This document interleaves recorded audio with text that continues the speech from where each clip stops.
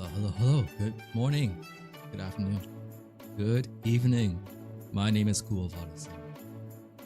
Another night working stream as I will be your guide and concierge to the natural history of Eulalia and the conversion of the school's secret feats from 2.0 into 2.5. As you can see from the cover, this is a region that apparently has a number of different princesses. To be honest, I haven't actually read the entire book yet. Honestly, there's just too much content for me to go through at a leisurely pace. But eventually I'll get to it. It'll take some time though. So without further ado, I'm just going to get started here. I'm hoping to get through as much as possible tonight. So, first school from Eulalia. Okay, first thing we need to note is that there are quite a good number of wrestling weapons here. So before we even start, let's make a note here. Let's see here. Mini wrestling.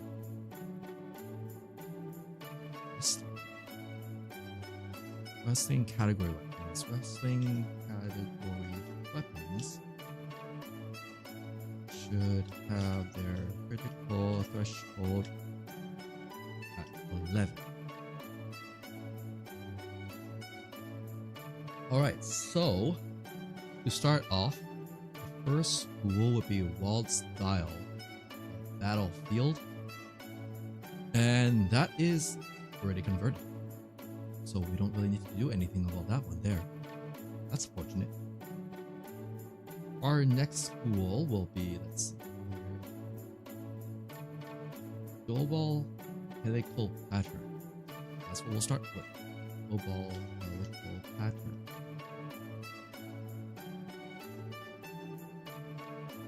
So let us see what this one is about. This school, first we need an image.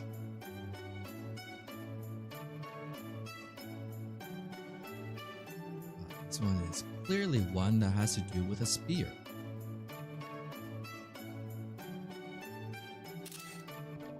Go right there.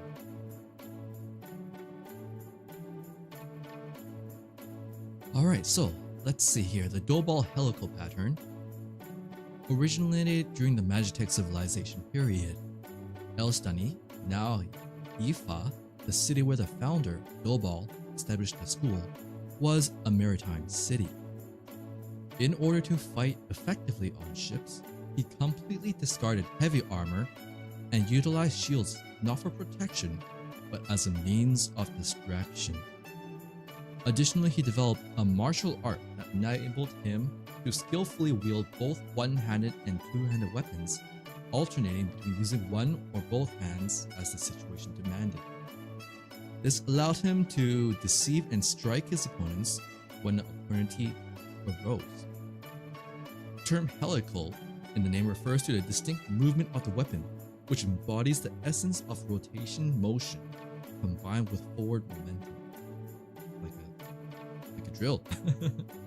This concept is based on the belief that in unstable environments, it is more effective to adapt the flexible movement of the weapon rather than trying to force it into an ideal trajectory. The school has a unique spear called the Stibble Spear, which is connected to a rest on a user's path by a string. The school is designed to avoid losing the spear to the sea by letting go of it while on board. First of all, we need this comment here.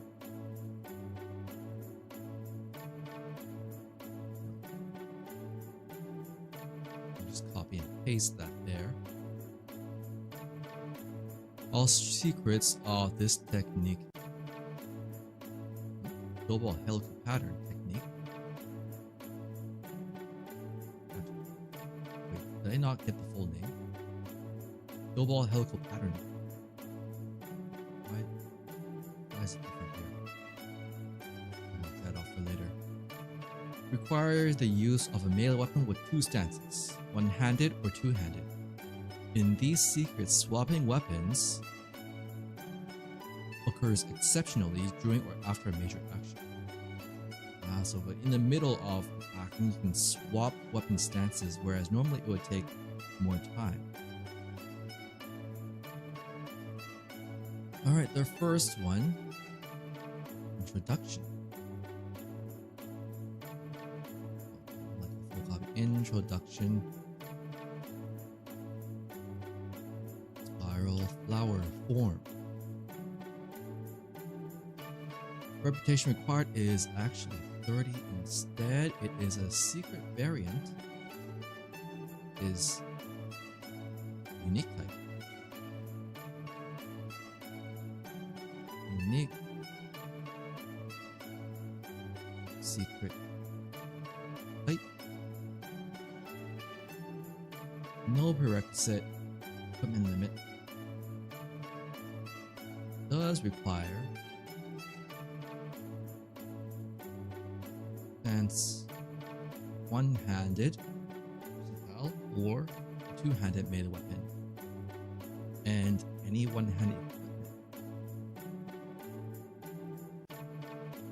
After a two-handed attack, summary, after a two-handed attack can swap a weapon. Normally it will take an action to do that. Now then, let's see here.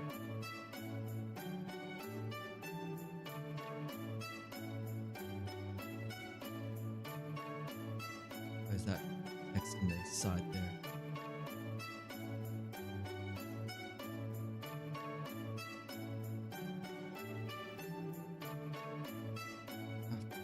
Two-handed attack.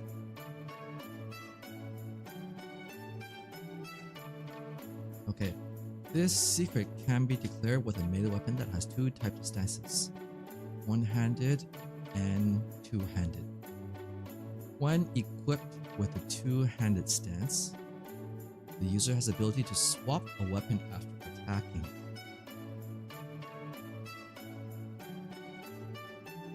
However, as a result of this equipment change,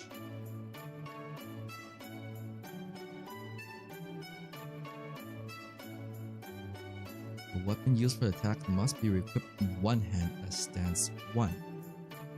The user can equip another one-hand weapon or shield on the remaining arm. First of all, let's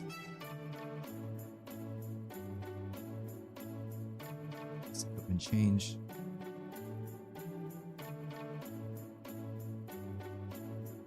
And that will be added afterwards. Second form, first chapter, Helix Fruit. Helix Fruit. Reputation required is only 20. Requires requisite of dodge. Once again, as this requirement stance one-handed versatile and a two-handed melee weapon.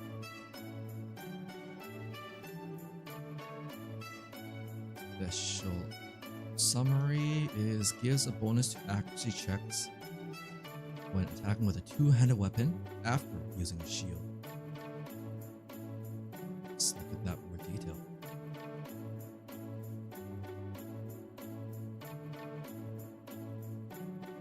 This secret can be declared only if the user has successfully completed an evasion check with their shield up before their turn and has the shield equipped before their turn and has received the effect of dodge.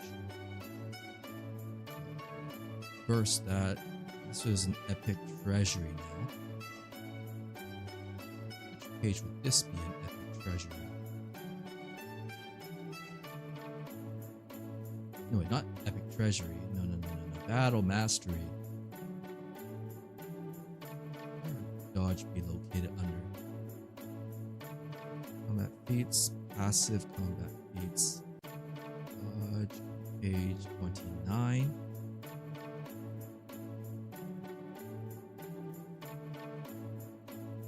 If the user declares the secret, they receive the effect of reducing critical threshold by dodge, brackets, and at the same time, they receive a bonus to accuracy check. The same amount.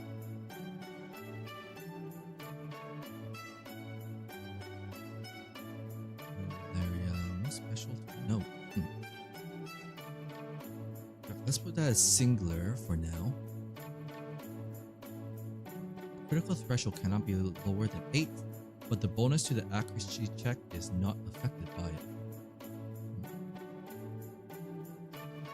First of all, what dodge does is that for each evasion check with a shield equipped, it lowers the critical threshold of the next attack by 1. Okay, so this accuracy check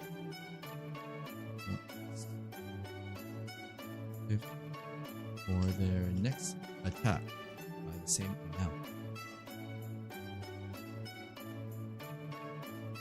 Critical threshold cannot be lower than 8. The bonus to the accuracy check is not affected by this limit. If the original critical threshold is 10 and reduced by -3, it is treated as a threshold of 8 and +3 bonus accuracy check. An attack declaring the secret must be performed with stance two-handed data.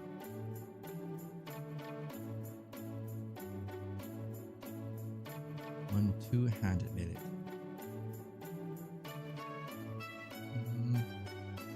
Yeah, it has to be a melee weapon. Oh, you can just leave it as one melee attack.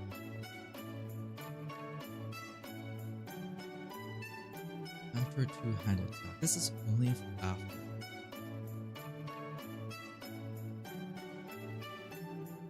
How would you get this bonus? Because you had to take a turn to change weapons. During a major action, maybe it's on the 3rd feat to get a final answer. Let's go with this.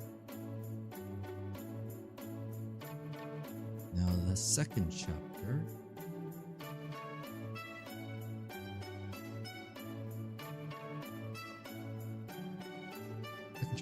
Helix seeds scattering. Reputation cost is 20. Is it a unique type? It's a unique type. Requires dual wielding. Stances same as the first one.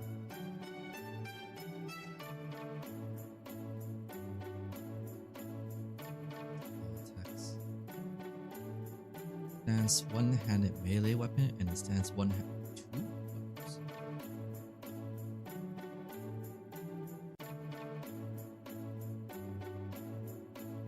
After a one-handed attack, second two-handed attack is made, so you can attack twice.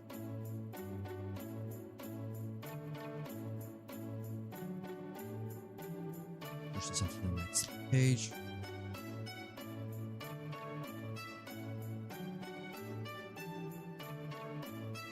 See here. This secret can only be declared with a melee weapon in each hand. You need to be equipped with two weapons.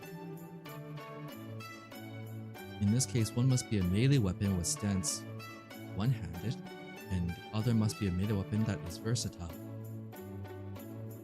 The user makes one attack with each weapon. Attacks are always made first from the one-handed weapon and then the versatile weapon.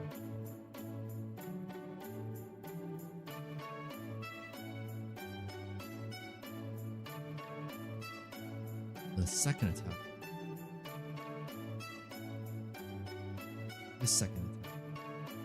This second attack is always made with the stance two-handed data.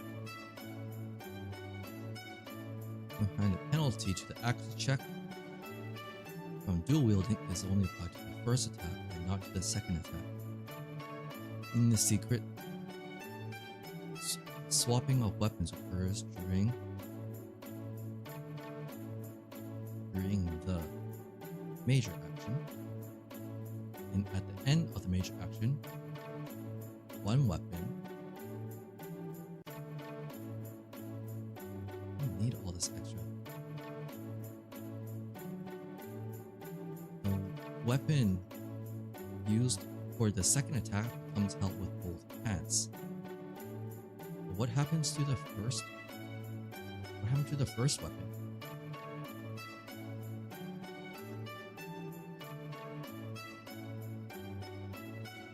Does it become sheath? Because one-handed weapons typically do come with a sheath. But that's typically swords.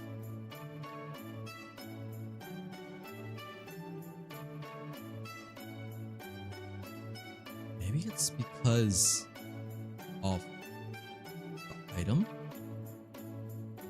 Let me take a look here.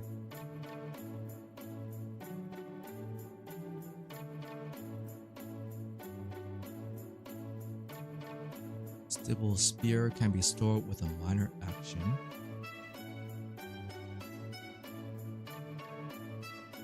Like swords with sheaths can be stored in the holster with a minor action. Although the spear rest is carried on the back, it is not treated as an accessory and does not require equipment protection. Oh, so that's why there is a little string on her back here in the image. Okay.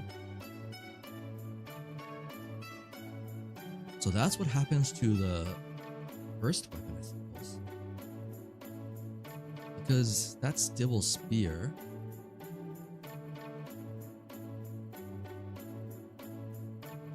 The Stibble Spear is a one-handed weapon. So how does this school work? Look at the first one first. Introduction. After a two-handed attack, and swap a weapon. So you make a attack with a two-handed weapon, and then you can come out of that and be equipped with either a shield or another one, that Stibble Spear.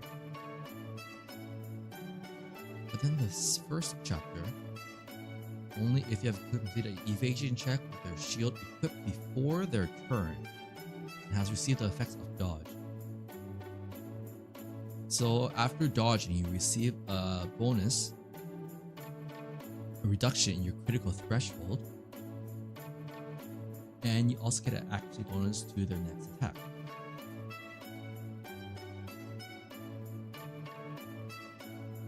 What happens to the shield though?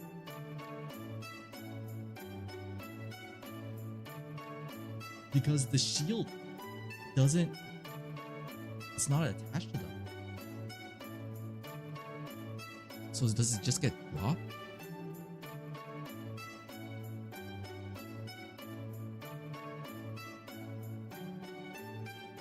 It's not a passive either. Doesn't look like one.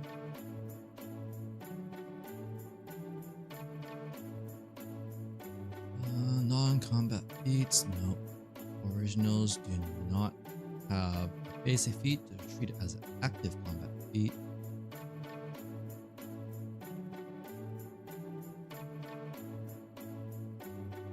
Any special shield? Nope, there is no special shield here. I suppose you would want to use a holster then. That's the only answer I can see to making this work without losing your shield. So what this means is on the first chapter, you, as a minor action, stow your shield.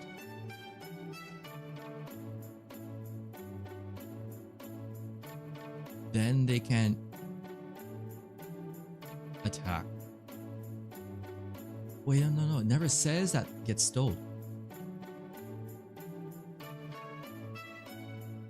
So if you dodge with an attack, you can still have the shield equipped. Wait, no, an attack declaring the secret must be performed with stance and data.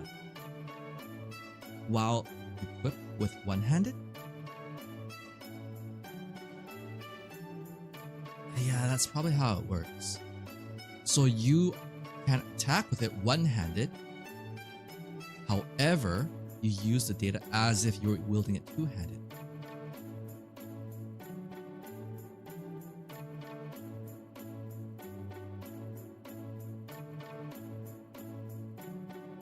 That's the only way I can see this working. Because these are two different feats. You can't use them both until you're like quite far ahead in the game. But this one requires two weapons in hand. It can't be a shield. Unless you have the school which allows you to treat shields as weapons.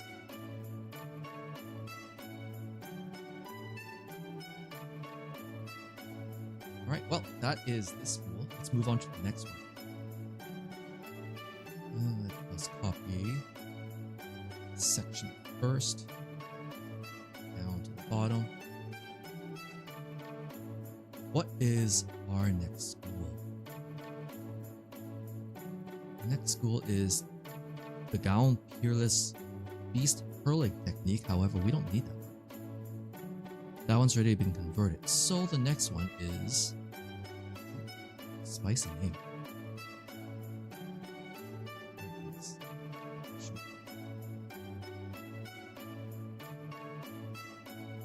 Mildest Practical Killing Technique. In 2.0, this school has specifications that the total reputation of the user is reduced when the student enters the school or when the secret is acquired. So it is treated as if you gain this grace. I'll have to check those data on that first.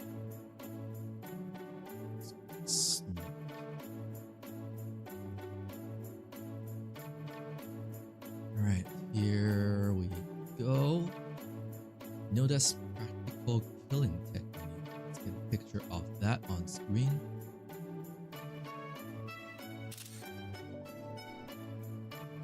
Move all of the technique down to the bottom here.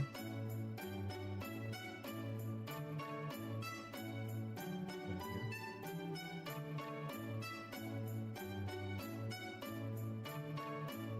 Those are long legs. Anyways, okay. Hey Ninja. It's good, how are you? Hope you're doing well. I've just been updating all the older 2.0 era school feats to 2.5. A lot of these there's actually a lot of interesting schools in this from the past that haven't made it to 2.5 yet. But very much good to see them reprinted. Yep, this is still this is still Sword World. It's not Ancient Blue, but it is Sword World. As you can see, it's more of a working stream than anything else. And this one is, what is the Nildest Practical Killing Technique? A wrestling technique said, reduce reputation by 30.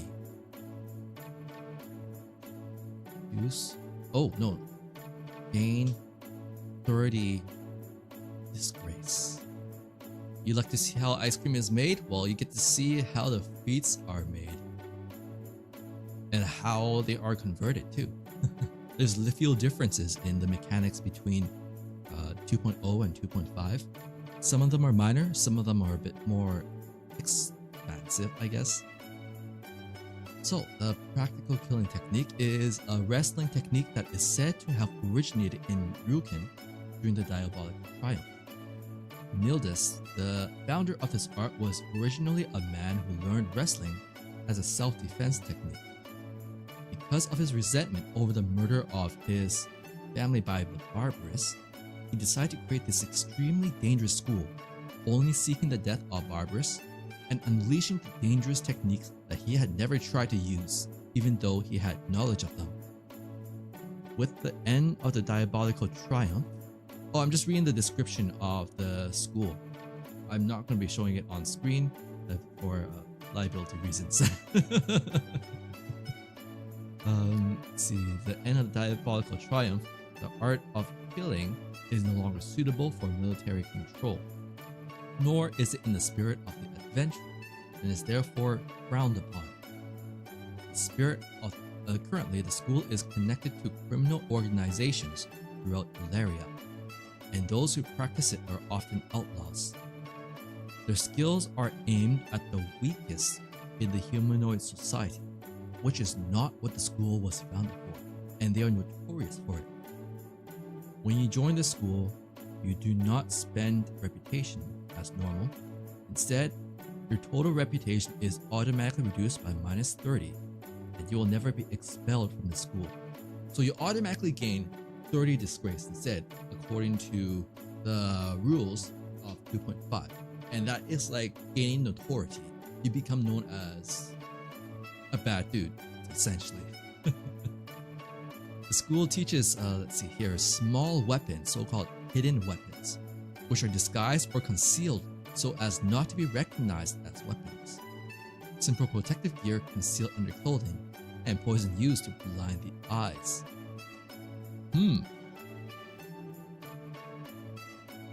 Okay. Okay, that is weird. You can't hear me on your right headphone. Really? Is my audio has an issue? I don't know if I can fix that right now. I'll have to check that later. I've never noticed that there was an issue with that. Sorry, Pink. I'm not an expert with OBS, so I'll have to look at it later. You hear more music than audio on the right. Maybe it's because of how it's being recorded. Oh. Let's see here. Nope, that's not filters. No. Not that. They should be coming out the same. Also audio. Desktop audio. It's balanced, and the microphone is also balanced. They should both be coming out both on the left and right at the same time. Sorry, unfortunately, I don't know how to fix that right now. But I'm just going to continue and hope that we can fix it afterwards. Was this ever an issue on my previous streams? If so, let me know, because that's obviously an issue. No? So it's just the stream. Strange. I really couldn't say why. Alright, so the first... No, don't need to make this note anymore since I already mentioned it above. First form is called Audrey Provocation. Reputation is...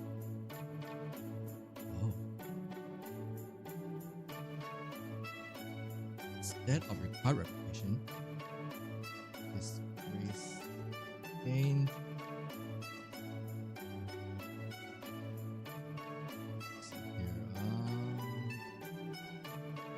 Disgrace acquired.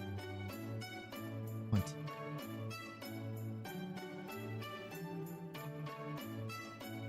Known as a bad dude. The type is a taunting strike. 1 secret variant. Represent none uses a wrestling technique or a grappler. Or it can also be a battle dancer too. Okay, what is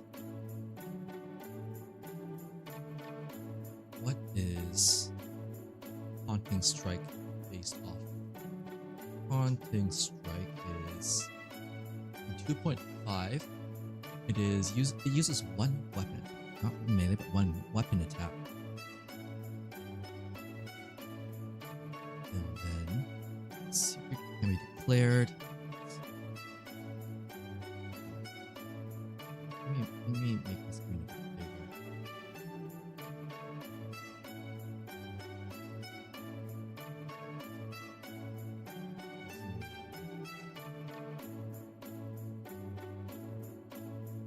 That should be easier to see.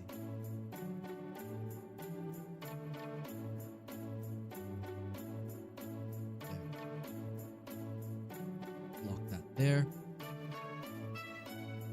Where was I? Right. Target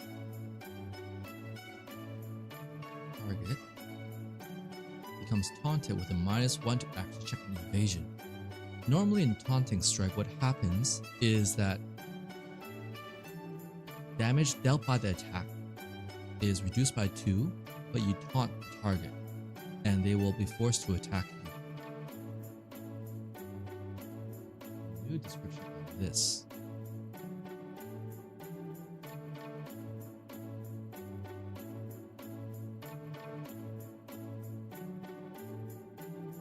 The user attracts the enemy's attack with provocative words and action.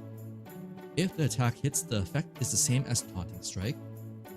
So you deal less damage and you provoke the target.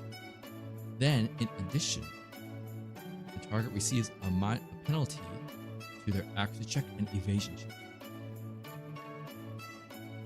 However, the secret user must also be able to use a language the target can't understand. So you actually do say something rather than just do something very showy.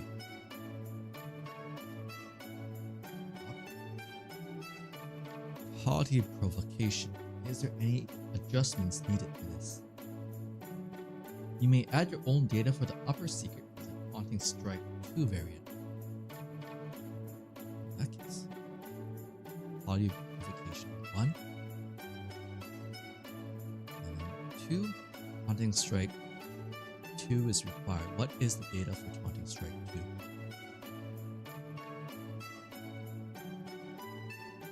This would require Fencer and Battle Dancer.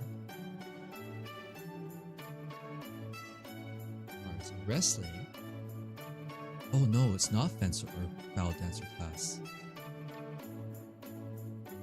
Wait a minute. Taunting Strike can only be used by a Battle Dancer at this level.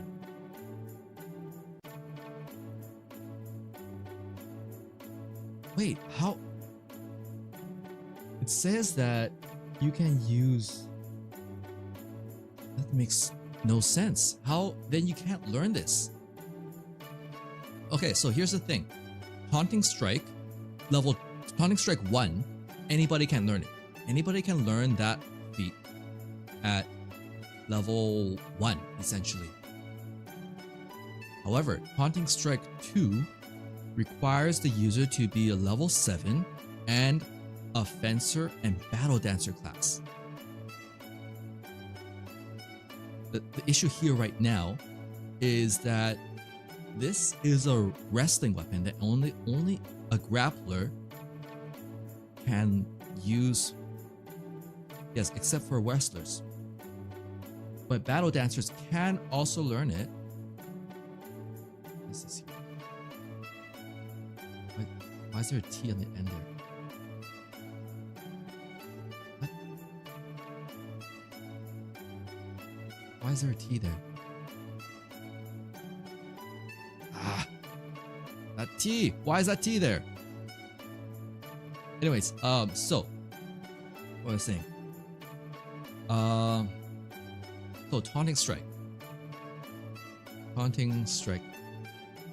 2 requires level 7 plus and Fencer or Battle Dancer class. Grapplers and wrestlers are the same. Okay? So in this game, grapplers and wrestlers are a single class called grappler. And the weapons that they use are called wrestling weapons. Kind of confusing, yes, I know. But that's just the translation that's being used. Now, Taunting Strike 2 requires a Fencer or Battle Dancer. A Fencer cannot use wrestling weapons. But a Battle Dancer can use wrestling weapons. Now, Taunting Strike 2, this school is a grappler type school. Now, grappler can learn the first feat, but they are not eligible for the second feat, the Toddy Provocation 2. You can't learn it. So if a grappler were to go into the school, they cannot learn Toddy Provocation. A fencer also cannot learn it. So only a battle dancer can learn it. I don't know if this was intentional. Wait, in 2.0, is Taunting Strike a feat that's only limited to fencers? That would be important to know. Let's see here. Feat details. Active feats. Taunting Strike. And you find it.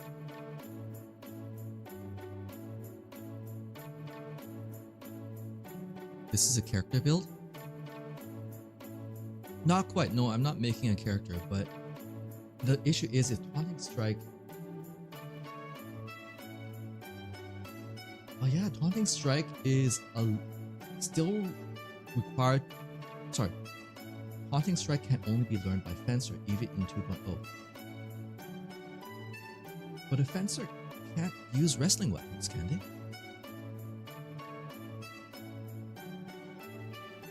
Have I misremembered something? Grappler. Lesson 4.1. Characters. Classes. Type grappler. Items. Let's say items. Wrestling weapons.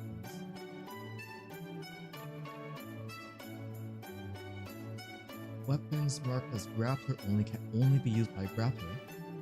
Active checks made with the fighter or fencer classes cannot be made with grappler only weapons. So, in which case, maybe the school weapons are not grapple only wrestling weapons. If so, then that would be the reason why this school is so weird.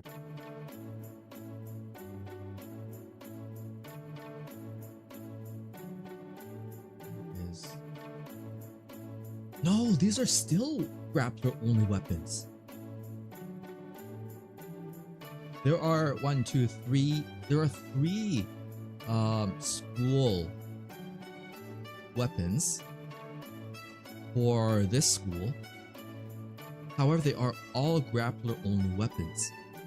How is a grappler supposed to learn Taunting Strike 2 unless they also spec into learning both builds, both classes?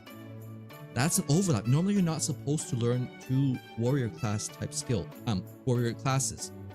In the warrior class, there is the fighter, the fencer, the grappler, and battle dancer. You normally only pick one of them. You pretty much never pick more than one of these.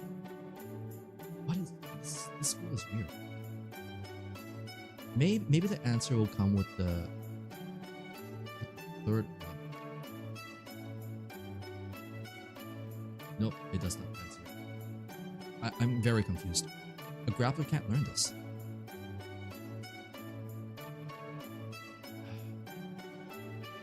All right, let's just move on for now.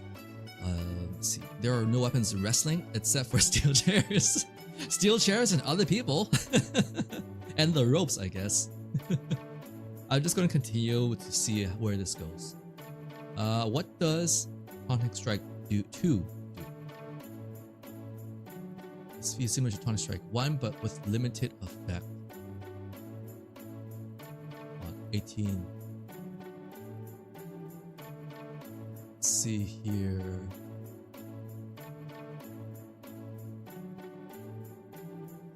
here.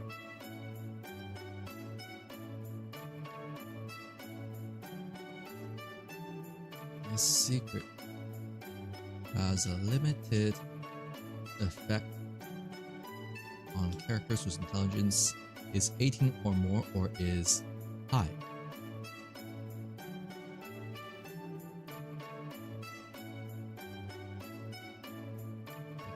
It's high. And we can just copy the rest of it. These characters are not forced to attack the character perform taunting. This secret will receive a -2 penalty to their success value in accuracy checks, spellcasting checks, and other unique. Wait a minute, because there's no damage reduction on this one. If you combine it.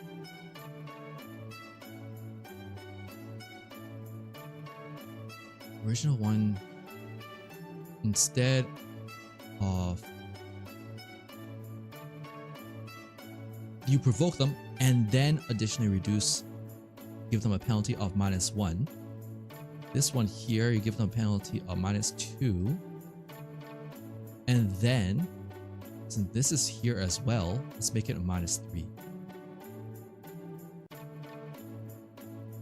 It's going to be a new feat.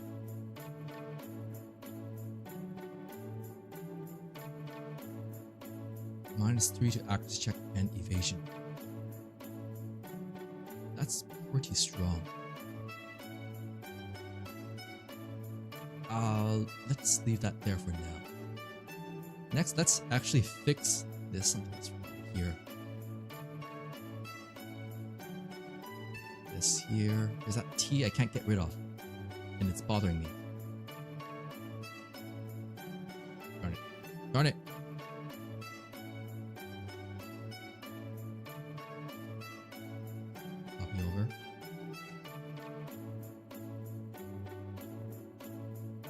That over there. That T, it's bothering me.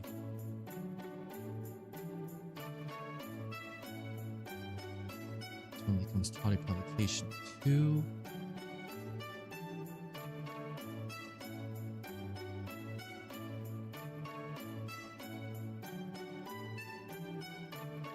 Okay, maybe -3 is quite strong, so.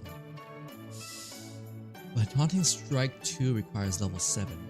-3 should be fine. Get rid of this.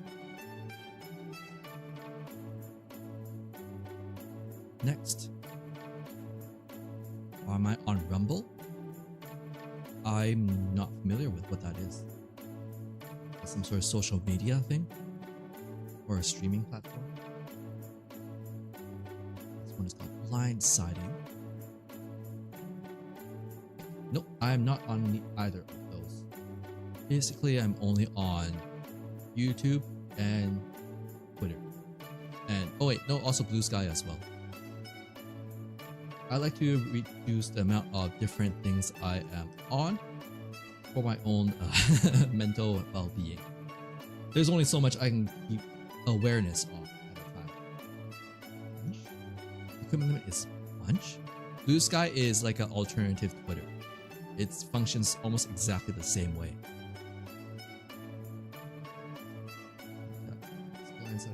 Armor Piercer. Let's look that feat up. Piercer.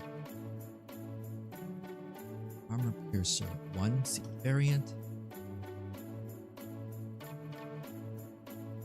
Uses 1 melee attack. Use case is a grappler class.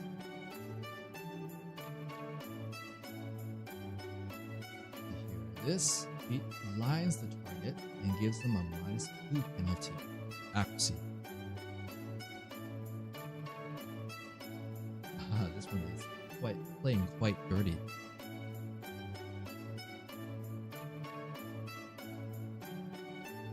The user aims at the enemy's eyes with punch or a weapon that enhances punch. Okay. So that's why the equipment limit is punch.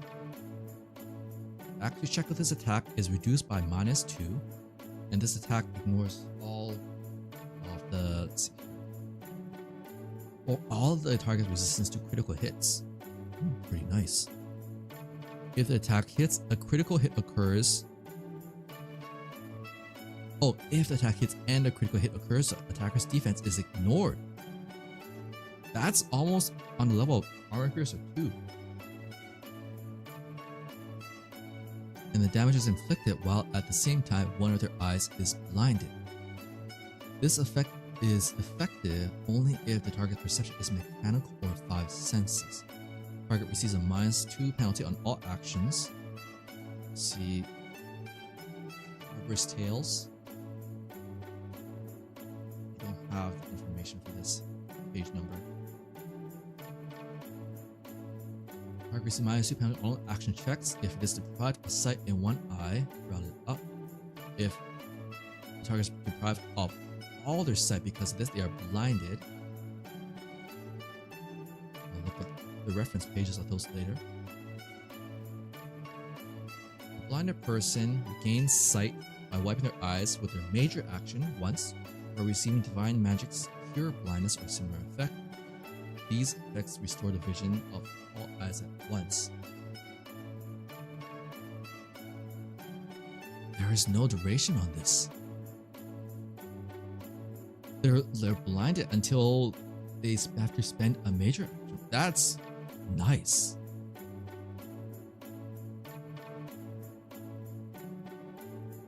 But this change only happens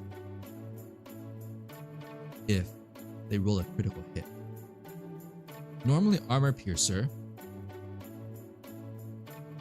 increases your critical threshold, making it more difficult to crit.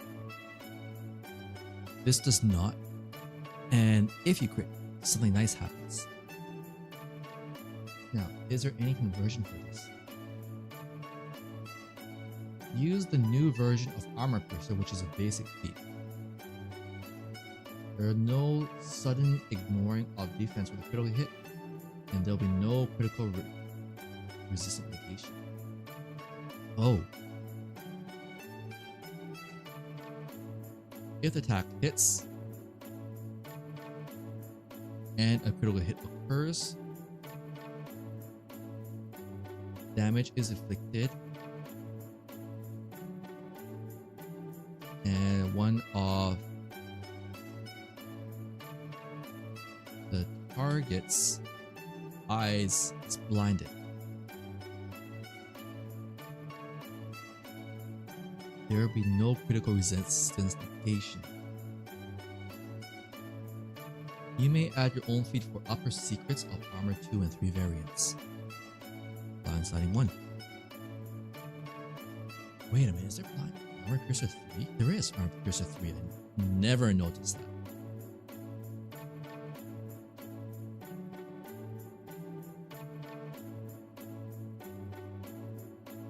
Okay, so how does this work? When a melee attack is made, this feat can be declared at the time of attack and is effective for that single attack.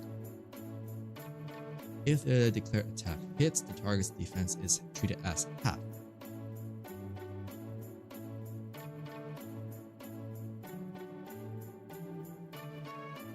So the negation is removed. If the attack hits and a critical hit occurs, damage is inflicted and one of the target's eyes is blinded.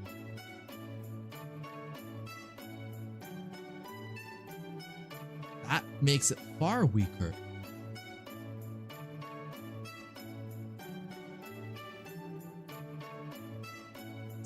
Let me double check it. Any notes on converting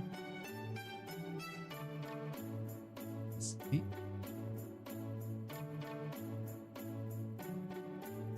There's one on cover, there's one on lethal strike, there's no on throw. Nothing on Armor Piercer. Wow, this feat got nerfed. Got nerfed hard. Let's see if there's an Armor Piercer. What's the old one? Armor Piercer. Where's Armor Piercer?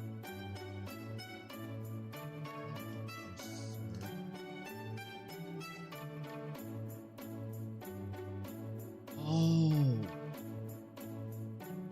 So originally Armor Piercer was an automatically learned feat.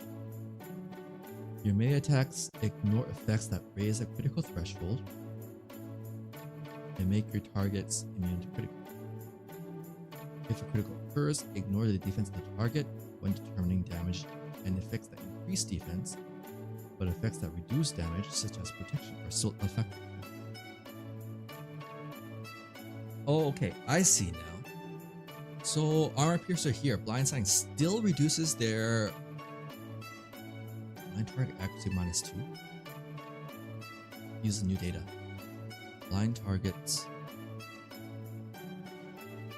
I feel like this should still reduce their defense because banking it all on a critical hit sucks.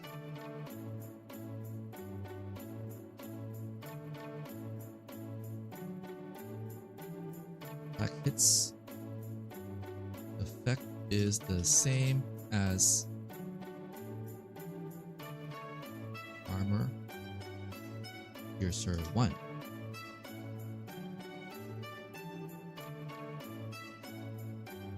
If a critical hit occurs, damage is inflicted and one of the target's eyes is blinded.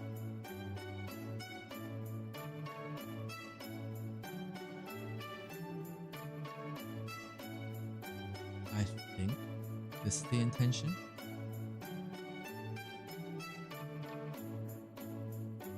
Because otherwise it just becomes very weak.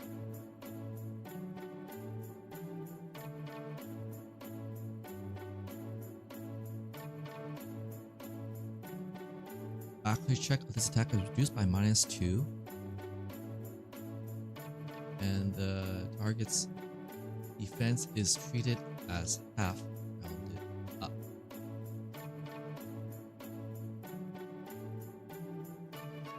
So we get rid of the critical threshold increase, but instead you get a -2 to accuracy instead.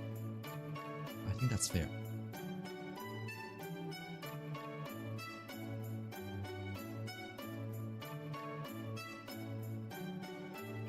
I think that's fair.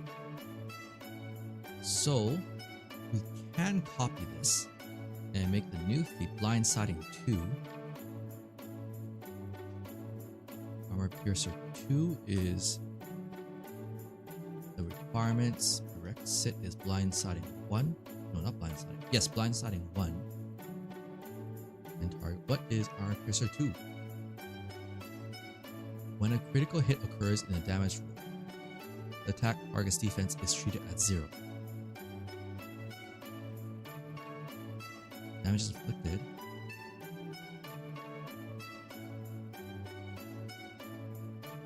Damage is inflicted. Attacks target. Attack. No.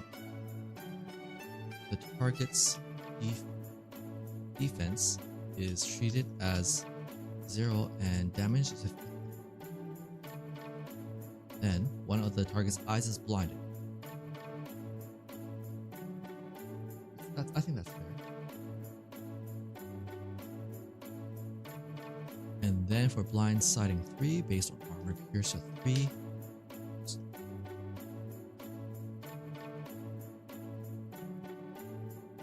actually I should increase this to Disgrace 30 and then 50.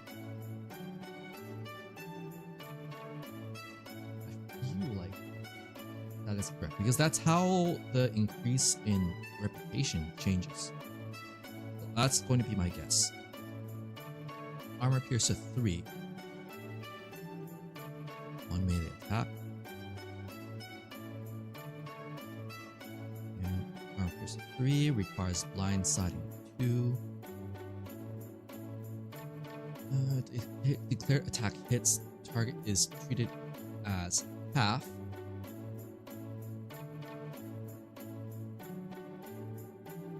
Okay, so that's still the same. Oops, that's a mistake there.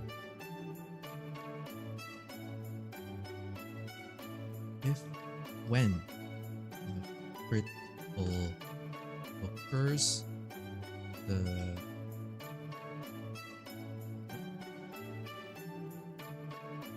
already got that part.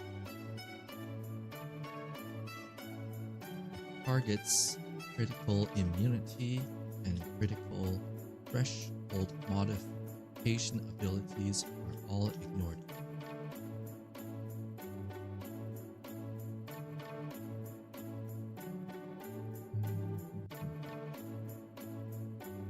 And it's treated with 0 only when critical is dealt.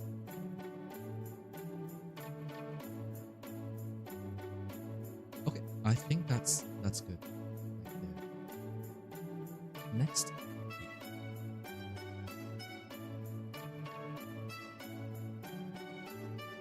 That would be cunning misdirection.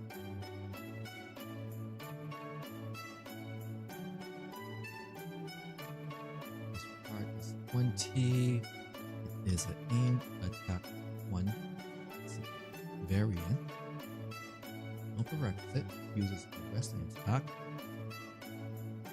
Aimed attack.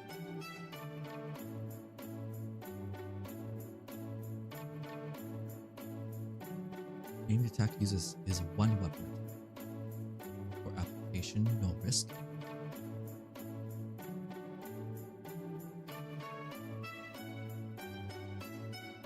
Target's evasion -1. User's evasion check -1. So that is a risk.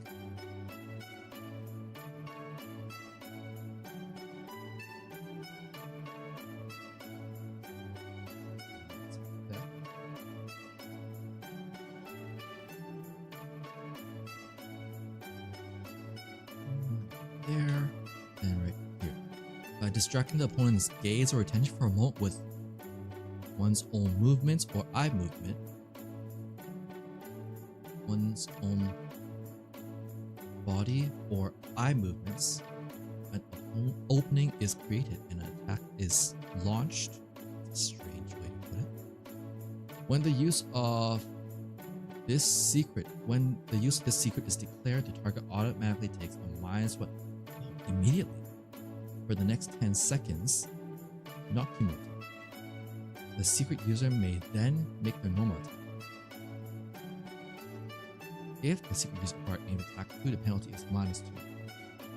Is there upper level? There should not be any upper secrets. Remove the description from aimed attack 2.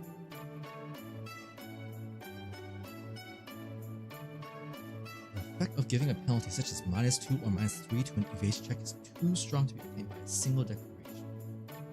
In which case, this taunted with -3 to accuracy check and evasion is strong.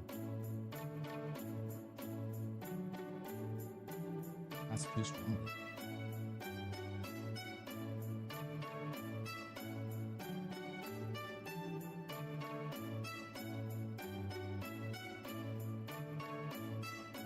How am I supposed to make an upper secret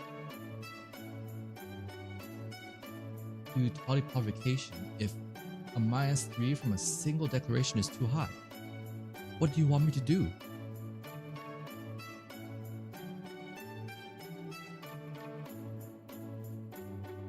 Maybe -1 to accuracy in just taunting strike. Taunting strike.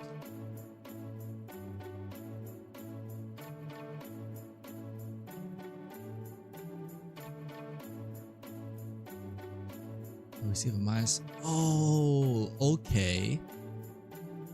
So taunting provocation only affect the target's accuracy and evasion checks, whereas original taunting strike affects their accuracy checks, spellcasting, and other unique skill checks. Doesn't specify evasion. Taunt it with a -2 to accuracy check and evasion.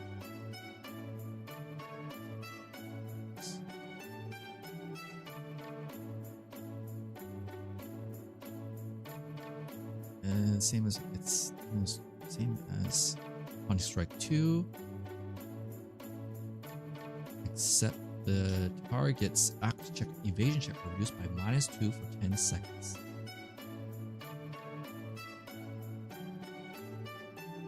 I think that's fair. Otherwise, an upper level would just not make sense. Anyways, back to where we were. Pointing this direction. It does not need an upper level, so it's fine as it is.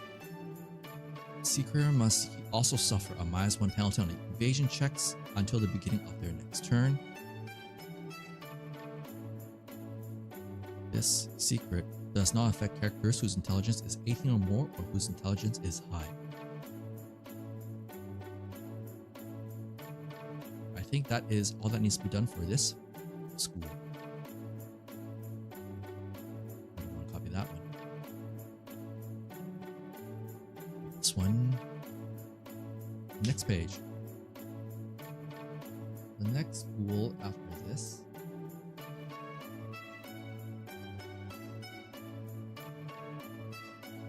is the Orin Cecile Squad Light Assault Tactic. That is a mouthful. And as usual, let's get their image here. Know this all the way first.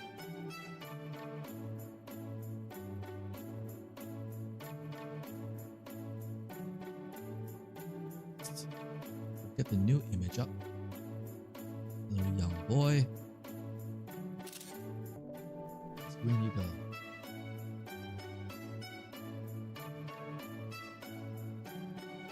Here we are. Okay, what is the light assault tactics? During the diabolical triumph in Ryukin, the land and population were being torn apart by the barbers. In the midst of this chaos, the Orin Cecile Squad was formed by young boys who were not yet old enough to fight. Child soldiers. These are child soldiers. Orin Cecile, the leader of the company, believed that training and operating the boys as normal army would only lead to their annihilations, as they were too weak to use equipment.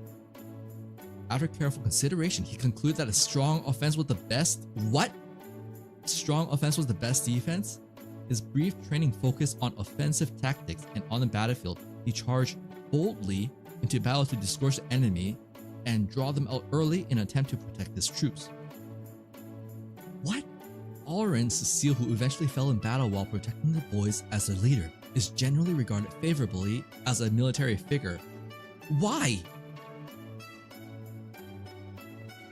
He sent child soldiers to war.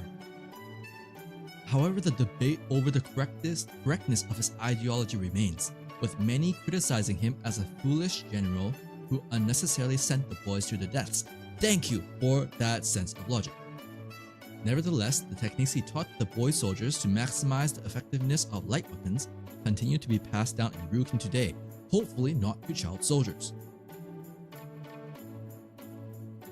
The school has several methods for making lightweight two-handed weapons for use by youth, which were either designed by Orin himself or by other means.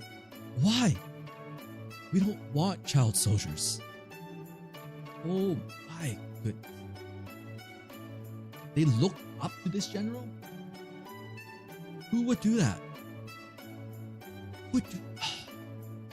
That is so upsetting.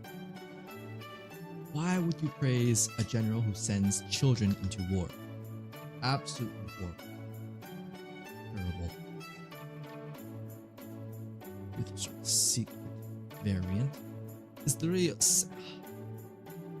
sending a bunch of young men, young boys. They're not even men yet. They're young boys into war, charging headfirst into the enemy ranks.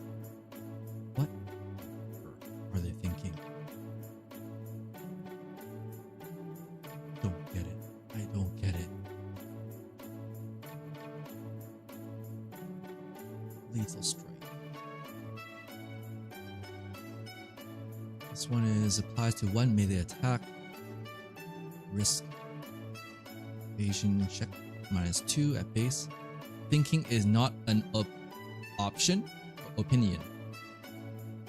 Which one are you referring to? Thinking is not an option or opinion? Thinking is not an option. Okay, so true, true that they were at war, like as in complete chaos war. Everybody is dying left, right, and center. You have nobody left to fight except for children. Can you still justify that? I mean, if Oren Cecile was a young boy himself, then the conversation is slightly different. However, it doesn't say that Oren was a boy or not. It just said he was a general.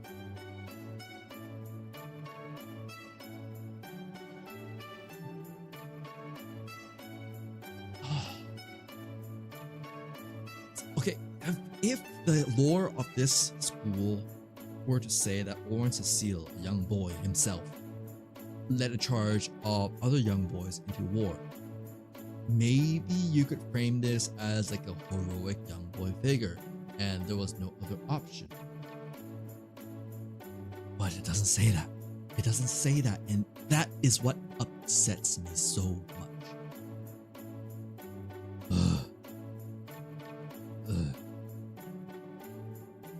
Absolutely disgusting. Just horrible. Alright, Lethal Strike. Conversion for Lethal Strike. Well, this still applies. In other words, comes power table roll plus 1, evasion check -1, fortitude, and willpower -1. Evasion, fortitude, willpower -1.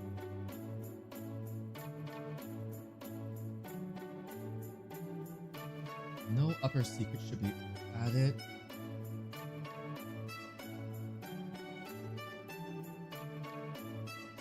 Let's copy the text here. If the secret user's melee attack hits, what was my language on the previous text? Hold on, I need to pull that up.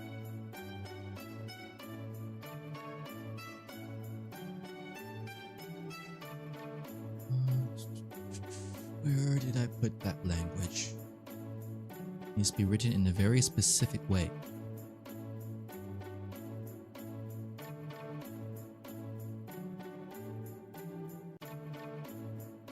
Let's power table roll.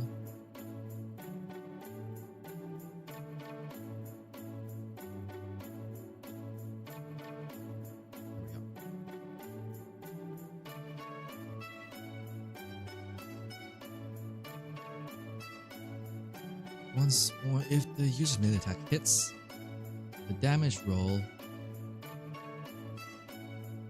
on the power table is increased by 1 if the roll is 3 to 11.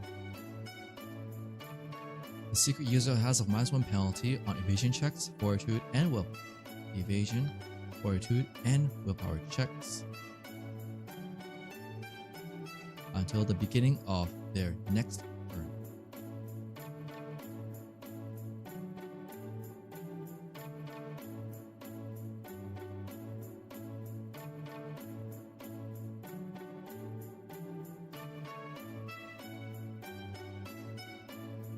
Do I remove the description on these two?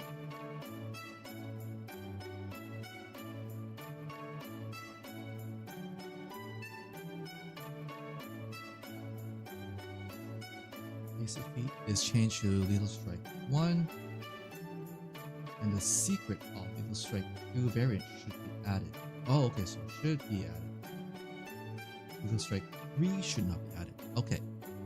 Little Horn Impact 1. This.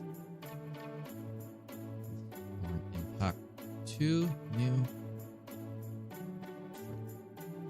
2 secret variant prerequisite is now Little Horn Impact 2.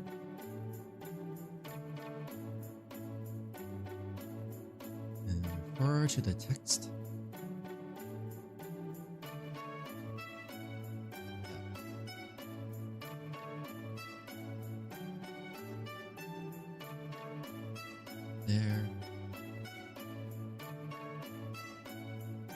So what is a Lethal Strike 2?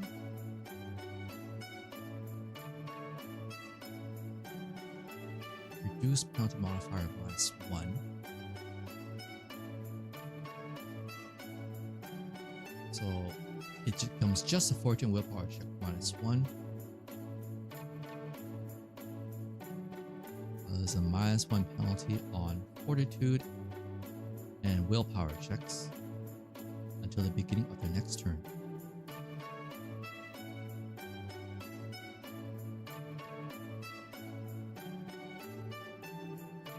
And then there is Lethal Strike 3. Lethal Strike 3 removes all the evasion checks and ignores critical immunity and critical threshold.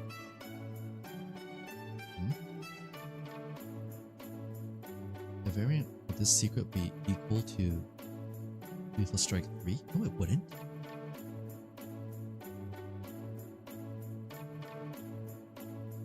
What you would get was ignore.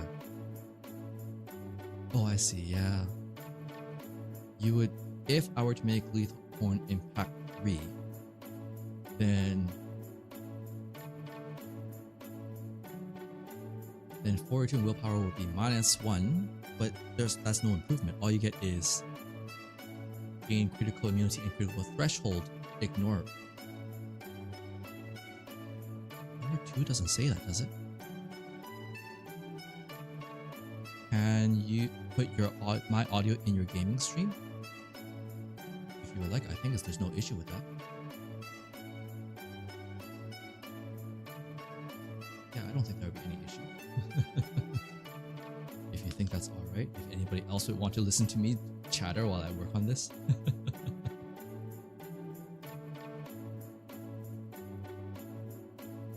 What else are we? Little Horn Impact 2. We're now moving on to Dragon Bite. Little Dragon Bite. Patient cost is still 20. It's a secret variant of Power Strike 1. No prerequisite. Still two-handed melee weapon.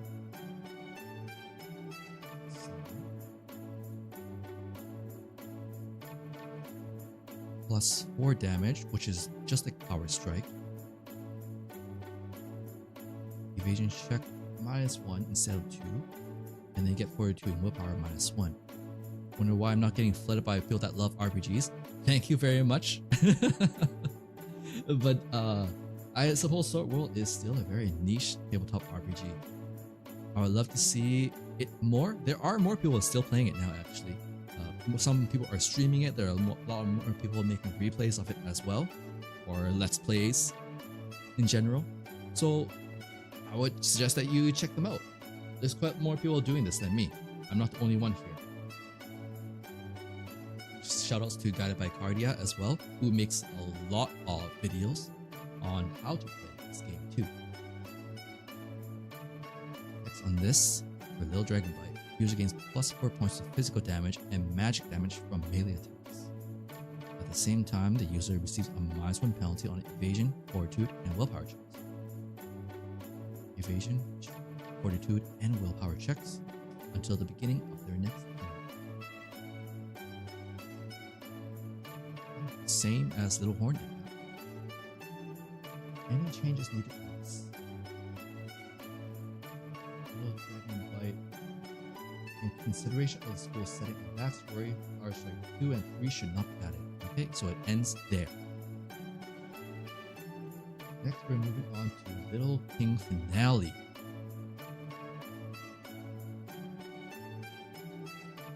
You have kids and you do live chat when your kids are asleep. Thank goodness. Oh my goodness. I've got nephews as well. And when they are up and running about, it is difficult to get any work done. I mean, just getting the kids to sleep is a lot of work, and I understand and recognize that. So once they're asleep, you want them to stay asleep. Unique secret type. Prerequisite. Requires both little horn impact 1 and little dragon bite. 2-handed melee weapon, 1 melee attack. Oh, it combines both of them.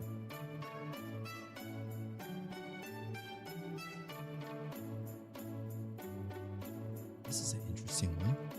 Finale combines 2 feats into 1. Power table roll +1. Damage +4. Evasion check -2.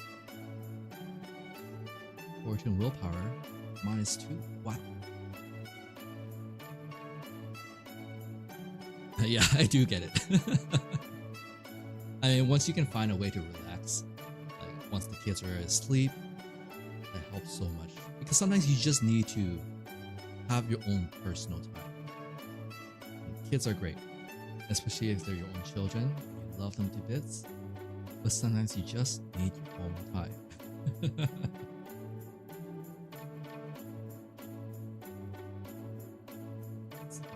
In this text here,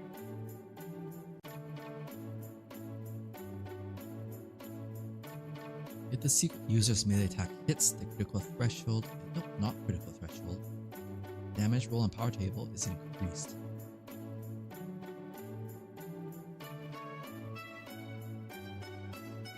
And its extra damage is increased by +4. Did I tell that to my wife? Well, not to my wife, but for my sister.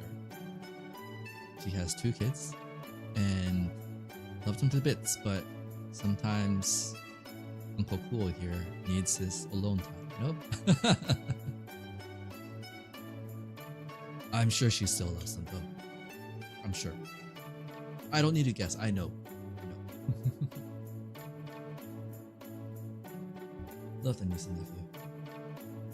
Great kids. Love to sing, dance.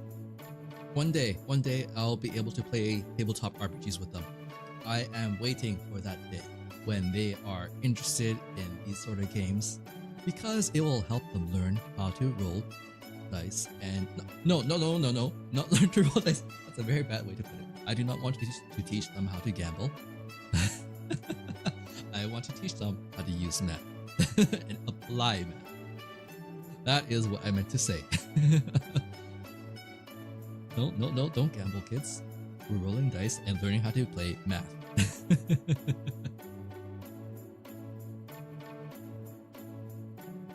Where was I? Secret user has a -2 penalty on the evasion checks, fortitude, and willpower until the beginning of their next turn. Just make a page here. If this lethal strike is included here, do I include lethal strike still? That we don't. Note about lethal strike applies here. Basically, should be changed to secret variant of lethal strike 1.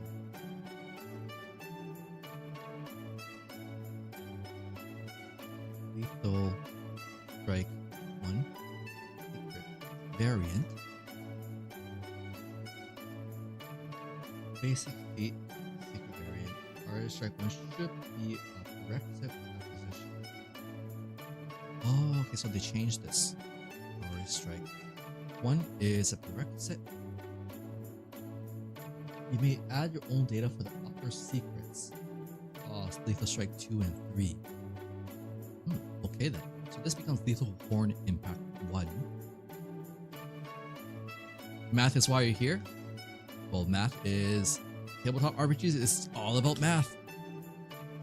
You invite somebody to play role-playing games with you. They look at you, watch you play for a little bit, and they shout, "This is all just math." And indeed, it is all just math. 1 becomes the prerequisite. The risk becomes -2 evasion,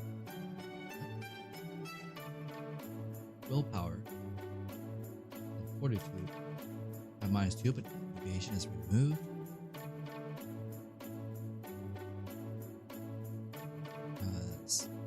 A -2 penalty on just fortitude and willpower until the beginning of the next turn.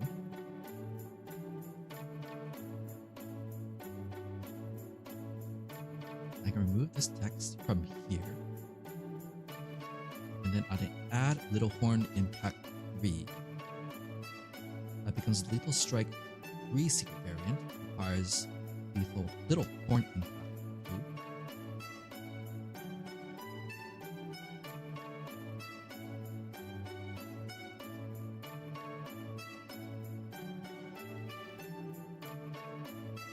So it does note that Power Strike as a prerequisite for acquisition remains the same as 1 in any secret. The user cannot declare Power Strike and its secret variant at the same time. So this feat cannot be declared. Let's see here. It's a Lethal Strike secret variant, and I need to add the text. This secret cannot be declared on the same turn as First Strike or any of its secret variants. It's awesome that you think that I think you have friends. Oh, don't be like that. I'm sure you have friends in places that you least expect. Well, if you don't have friends, well, I hope you make some friends as well. Though I say that, I should actually take that advice for myself as well. Finding a way to get out there and make some new friends. Difficult when you go to work, come home, do what studies you need to do, take care of the family, chores. Where do you have time to make more friends, right? We can be friends. We can be friends while we're out here chatting, talking about tabletop RPGs, having fun. That's what we're here for. We're here to make and enrich each other's lives. That's what we all hope in this world. That's really all I hope that we can see in this world. Enrich each other person's lives. I can also add in here the text critical resistance is ignored. Wonderful. This feat is very nice because it is 2 feats in 1, and I like this feat. I hate the lore of sending little children to their death, but the feat is so darn strong. Resistance ignored. I'm your teacher for tabletop RPGs. Have you played any other tabletop RPGs before? I think I remember you mentioning this before, that you've never really tried other games, right? Right, yeah. Well, Sword World RPG is coming out. The translation is coming out next year. So keep your eyes on it, and I hope if you haven't already, sign up for the notice from Mugen Gaming, giving them a shout out. You can get the free tabletop RPG playtest. You want to, but you don't have time. Well, here's the thing about Sword World. This is a tabletop RPG that can also be played solo, which is unique for most games, I'd say, for most tabletop games, because they're designed for multiple players. But this one, you can play it by yourself. As you can see, I've done it with Ancient Blue. I honestly don't think you get the full experience when you play it by yourself, but you still at least get an experience. It's Pink. Have you ever read those choose your own adventure books? You know, when you're reading through it and it comes to at the very end of the page, it says, if you want to enter the left room, go to page 39. But if you want to jump down into the pit and see what is at the bottom of the hole, turn to page 67. And you can flip to that page and the story continues. And well, that is what it's like. to play a tabletop RPG. And it's when you have more people playing, it just changes the vibe and the dynamic of the entire table. It's so much different than playing alone. You love the team with the shooter and the reloader, but you don't know what the team is. But you want to play with your wife. Team with the shooter and the reloader? I'm not sure what you mean by that. Do you mean like a party with someone who shoots weapons and someone who helps reload the weapon? Is that what you're referring to?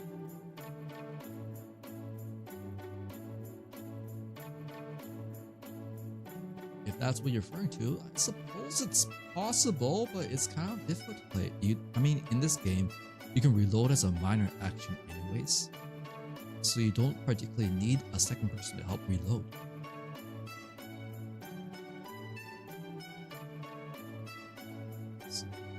Okay, damage on increase by 1. Critical target's critical immunity and critical threshold modification abilities are all ignored. Oh, put that at the right end.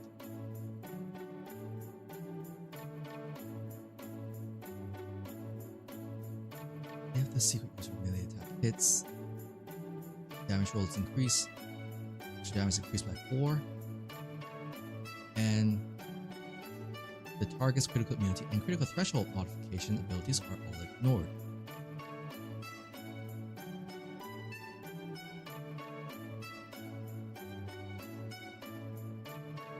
Oh, it's just critical resistance. It doesn't remove immunity.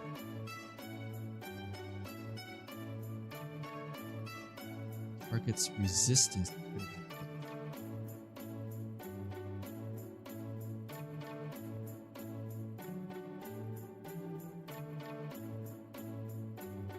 Target's critical resistance.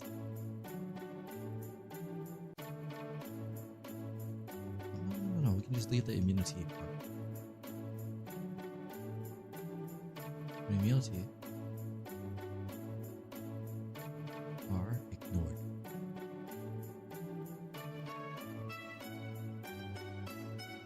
There we go. That, and then add the text that this secret deck cannot be declared on the same turn as Power Strike or any of its secret variants.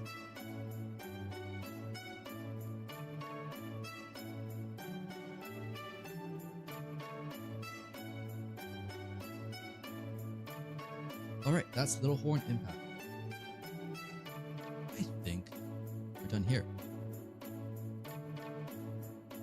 We'll merge some of these later. Right, next is the next school.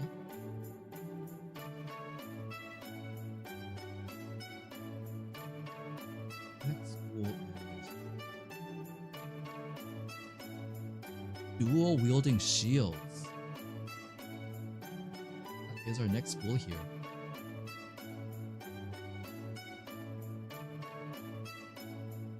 Let's see, let's put the image up first. Get this guy.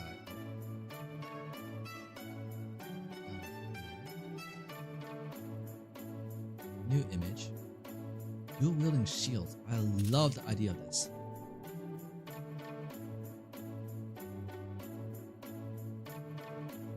Go. What is the school called? It is called Rustin Luft Twin Shield Self-Defense. Mission requirements is 50 reputation. Combat feat. Dual wielding. Makes sense. I mean, you're dual wielding shields after all. What is this shield? What is this school? Let's see here. The school is known for its unique style of fighting with small, round shields on both arms. As the name self-defense implies, the main purpose of this style is to protect oneself from enemy attacks. This school has been passed down from generation to generation in Arden. Unfortunately, all records of this school were lost during the diabolical triumph. The founder of the school remains unknown, and it is unclear if the name Rustenluft is the founder's name. Only known information is that it was passed down as a practical self-defense technique used during the city's recovery after the diabolical triumph, when they were still facing monsters. It is believed that this school originated during the Magitech civilization or even earlier. Due to its unique stance, only individuals who have mastered the combat feat dual wielding are eligible to join this school. Oh, so this school uses bucklers, like sturdy bucklers, and daggers on their shoes. I did not expect the daggers on the shoes. You never expect the daggers on the shoes. Update the reputation here. Reputation becomes 50 on level 3, 30 on level 2, 20, 20, 30, 20. Okay. Alright, first school secret is Willow Tree Storm with Standing Stance. That is a very Asian name. Behold, my Willow Tree Storm with Standing Stance. That is a long name to use. It is a defensive stance type secret variant. No prerequisite. Requires shield +2. What is the usage of defensive stance?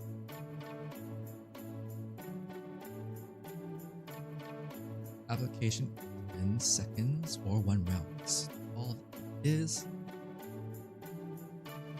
Risk is most skill X -4. Okay.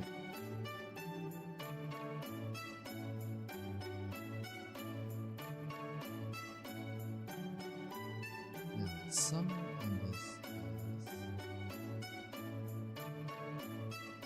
is evasion check +4, -4 on action checks, while taking the effects of shields in both hands.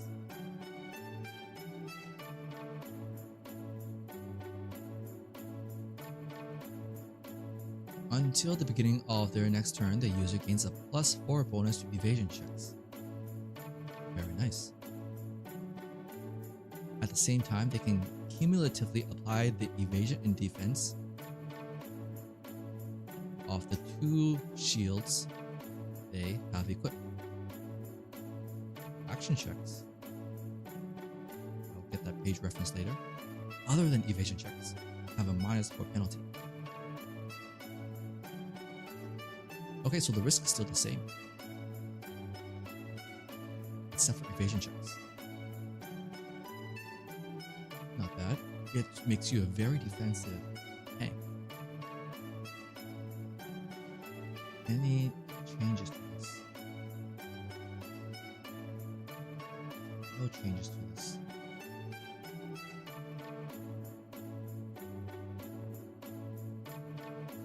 Alright, next secret is the fresh bamboo stance. Of course, it has the word bamboo in it. 30 reputation. Unique. Secret type. No prerequisite. Requires shield ×2. 1 melee attack, I guess. Why did it apply with punch earlier? Punch is stated as 1 melee attack. I don't know whether there is going to be a risk. Let's see if we erase that. Summary. Attacks with kick while taking the effect of shield in both hands.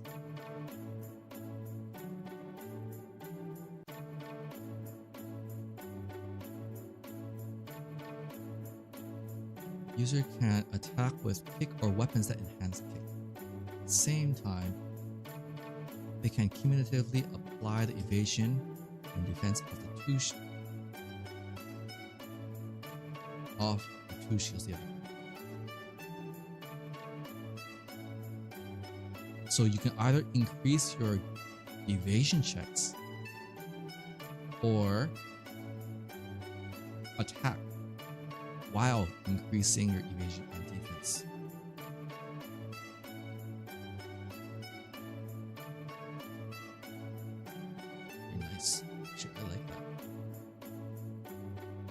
any changes here. Major action type. Let's change to a major action type. Oh, so it makes it similar to snipe. Major action type. So it's like using snipe, and so you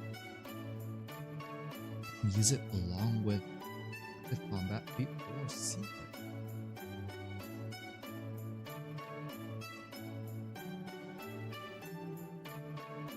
Is now the same as a melee attack. One melee attack application, yes.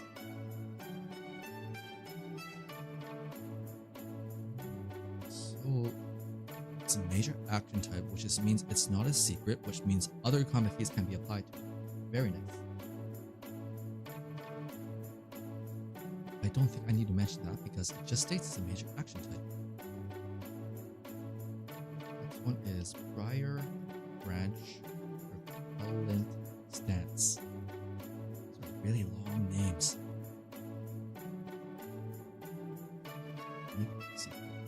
Life, I guess.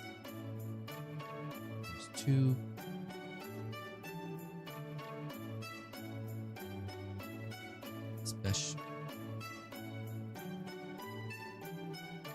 Special attack pinning with 2 shields.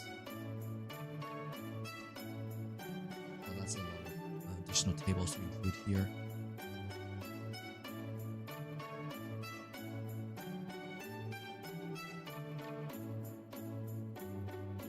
Alright, the head and vital organs of the enemy are attacked by pinching them between the shields of both hands. This attack is performed with the following data. We'll include that later. In this case, the user cannot get the effect of dual wielding, and the user attacks only once, without any penalty to the accuracy check. If the user uses this secret, both shields are treated as if they were attacking, and they lose their evasion and defense effect. If this attack hits, the target will be in a light daze for the next 10 seconds, and cannot declare active combat feat, school secrets, or unique skills. So it stuns them. They can still use minor actions. Oh no, light days, they can use regular actions. If the target is a character with multiple sections, this attack will affect all sections. If it hits the main section, or the only main section with positive HP. It will not have this effect if the attack hits a section that is not a main section, or one of several healthy main sections. Oh, I see. Only applies if you hit main section.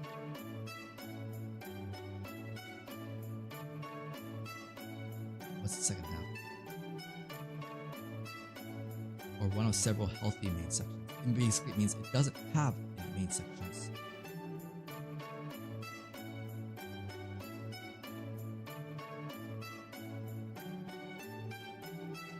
Okay. I'm going to add the first any changes. Oh, it's a major action type.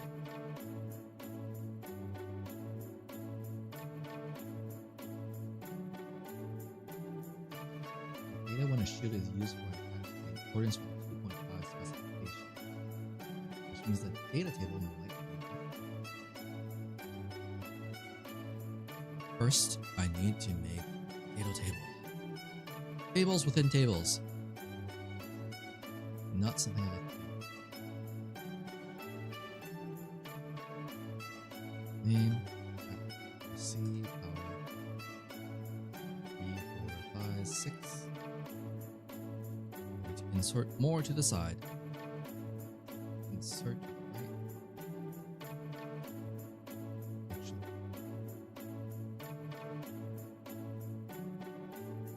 Let's just split all these. Oh, I can't do that.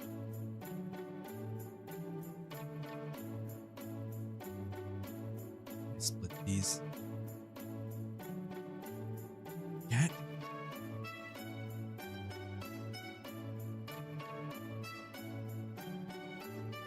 How do I want to custom Table. Table.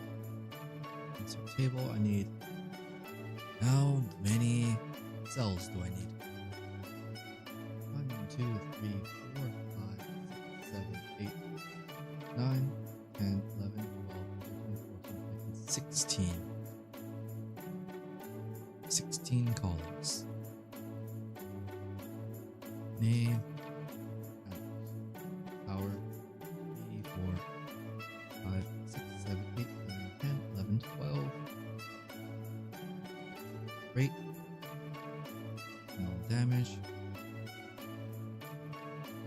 No.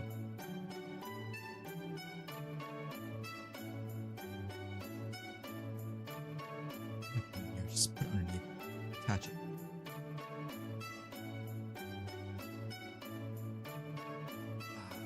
Now keep it safe.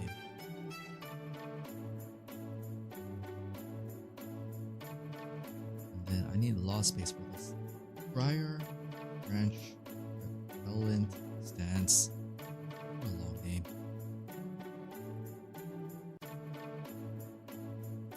Shove everything over.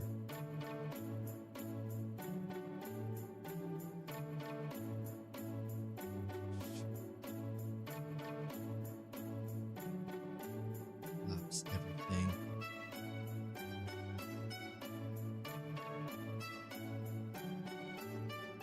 I need more space. Give me more space.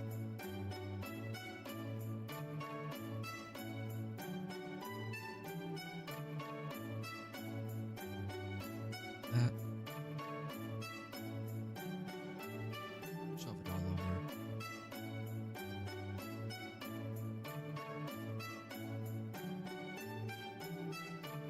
There we go. Now if you're in the room, C is a minus or indicated.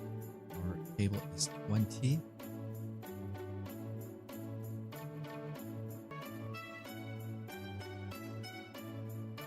we go.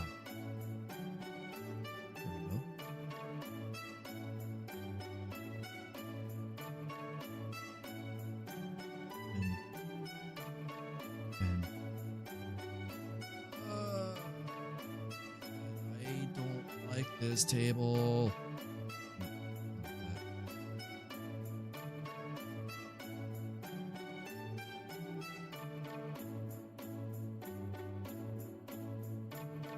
Distribute evenly. Allow me to distribute it.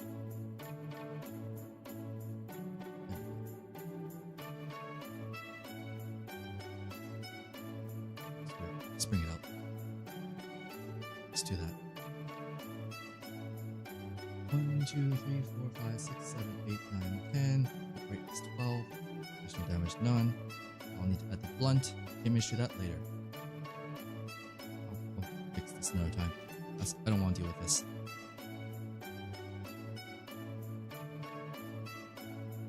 Okay, next.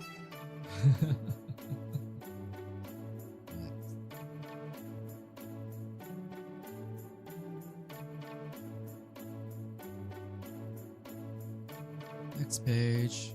Next school is Top Latin Mobile Heavy Crossbow Archery.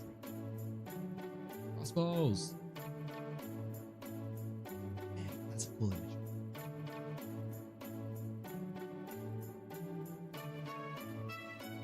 Twin shields go down here.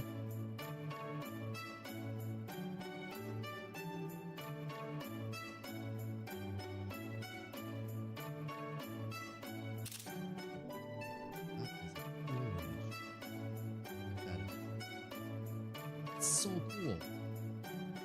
I don't know, I'm a sucker for characters carrying oversized weapons. Anyways, Hopliton Mobile Heavy Crossbow Archery originated in the Rendrift region during the Magitech Civilization period and was introduced to Kennel as a school specializing in crossbow usage. The school's signature weapon is a large crossbow with a long lever extending from the top of the bow body and a sturdy bow leg at the bottom. During use, the bow's leg is placed on the ground and the lever at the top is pulled with both hands to wind up and set the string. The trigger is specifically positioned at the rear side of the bowstring. However, this large weapon has disadvantages regarding mobility and firearm preparation. Although there are small wheels at the end of the bow leg to assist with movements, inexperienced users may struggle to utilize them effectively. The heavy and long bow leg and the grounded frontmost part hinder quick adjustments in aiming the bow up, down, left, and right, thus reducing accuracy. The Hopleton method was developed through research, training, and dedicated efforts to address these limitations.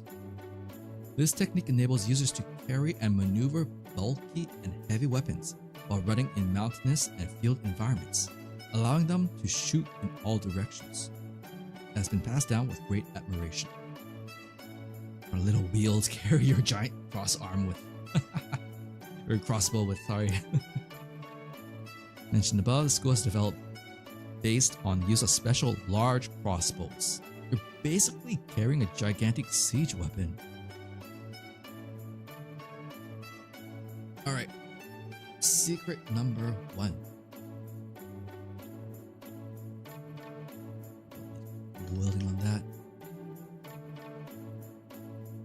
Hopleton maneuver. It's 20. It's not a type. Is it? We'll find out in just a moment. Prerequisite weapon proficiency A crossbow. Weapon limit none. Crossbow. Application none for now. No risk.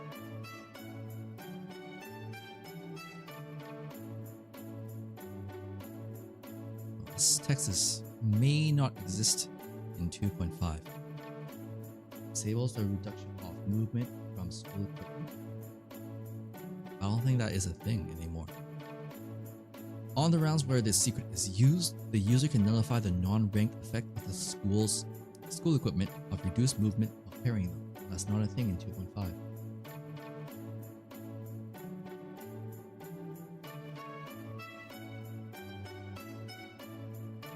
There is no...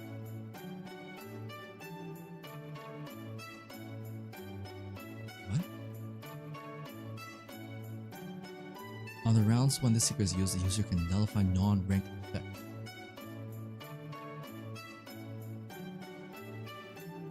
But there is no effects. What is the crossbow here? Let's see. Only neck. When carrying this weapon, the character has movement reduced by -5 for this equipment. Oh, I see. On rounds where this secret is used, the user can nullify the effects of this school equipment of reduced movement while carrying them. That's all the text that is needed.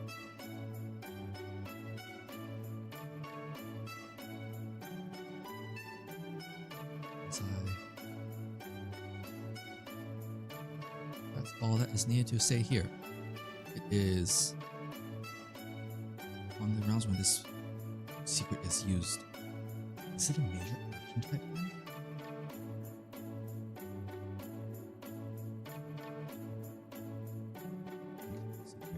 I'll just call it a unique secret type.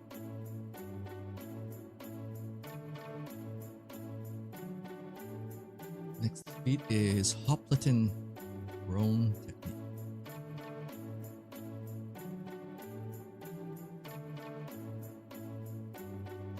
Application is 20. Aimed attack. Aimed attack. 1 secret variant. No prerequisite. Equipment requires a crossbow.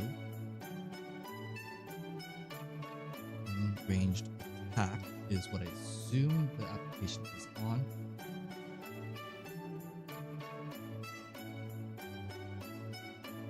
Accuracy +1 when prone, kneeling when equipped with school equipment.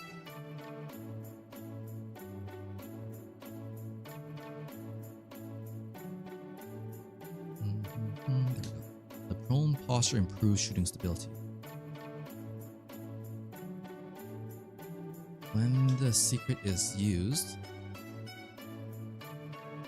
it's declared, the user gains a +1 bonus to accuracy checks. However, the user is automatically considered to be in a prone position until the beginning of their next turn. And any action checks other than accuracy checks are penalized by -2. While using the school equipment crossbows, the user should be to the side of the weapon. And when using this secret, the user will be in a kneeling position. Okay.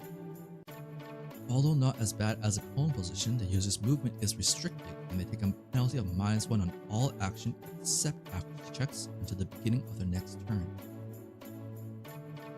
Ah, I see.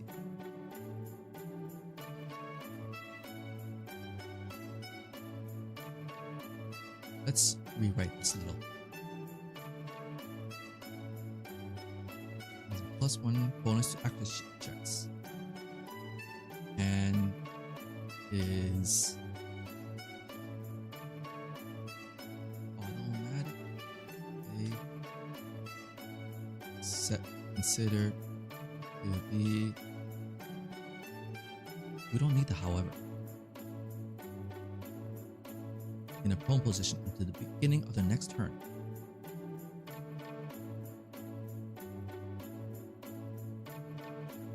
While using school equipment crossbow, the user instead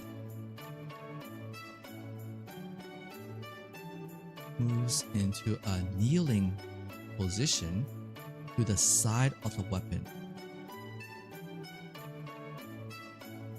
While using school equipment crossbows with this secret, the user instead moves into a kneeling position to the side of the weapon. There we go. Although not as bad as a prone position, the user's movement is still restricted. There we go. That is correct.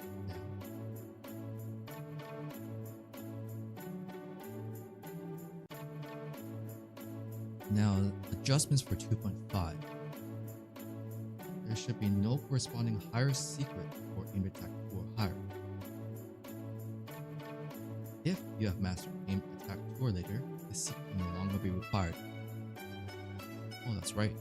Aimed attack at higher levels gets rid of the evasion penalty or the action penalty. Sorry. Wait, what?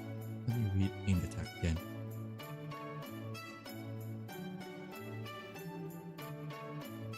Aimed attack. Ah, yeah, aimed attack, you just get a bonus.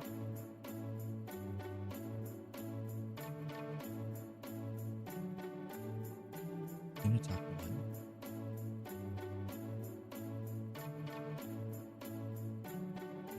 Okay, aimed attack 1 normally you get a +1 to accuracy, but the critical threshold is increased by 1, making it more difficult to crit. Whereas with this technique, you still get the accuracy +1, you remove the critical threshold penalty, instead you gain another penalty to all your action checks by 1. Once you go to the action aimed attack 2, you get an accuracy bonus to +2. Which is already better. Because in attack 2, there is no increase or decrease of the critical threshold. So we can cut out this lower text. Alright, final secret.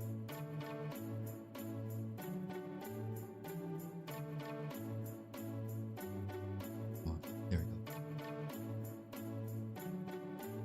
Hot button mobile shooting. It's a passive.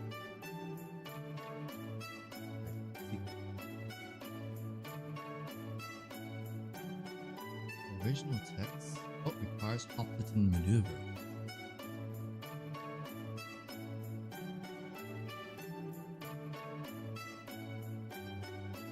Right?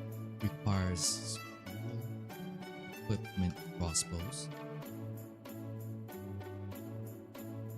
In this case, let's see. Oh,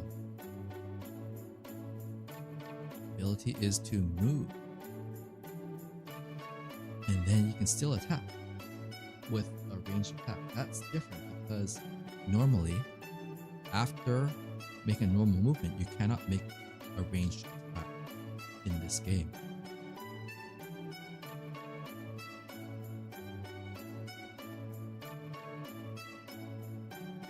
That is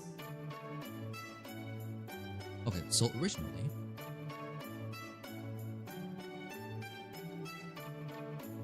okay, that's all flavor text. Save flavor text. The secret user can fire after normal movements with the effect of hoplite maneuver. However, accuracy check will be penalized with -2. So instead, you can just replace all that text with under the declaration of hoplite maneuver. A school item can be fired after a normal move, but with a -2 penalty to the accuracy. Much more simple and straightforward. Actually, can you leave the flavor text?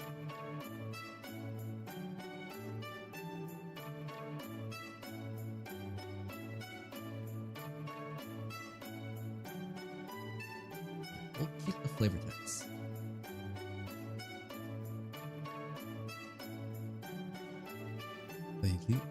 This is so funny. So the user leaps up, grabs the lever, and uses their own inertia to prepare to shoot. That's so silly. That's so anime.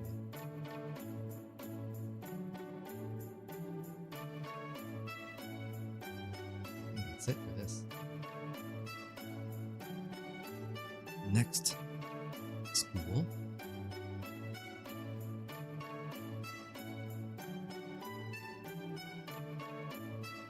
Is Aizen Adair's summoning technique. What is this about?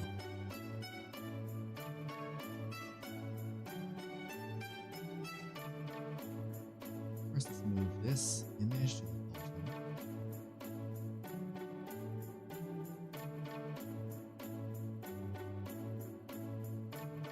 A picture of this new art.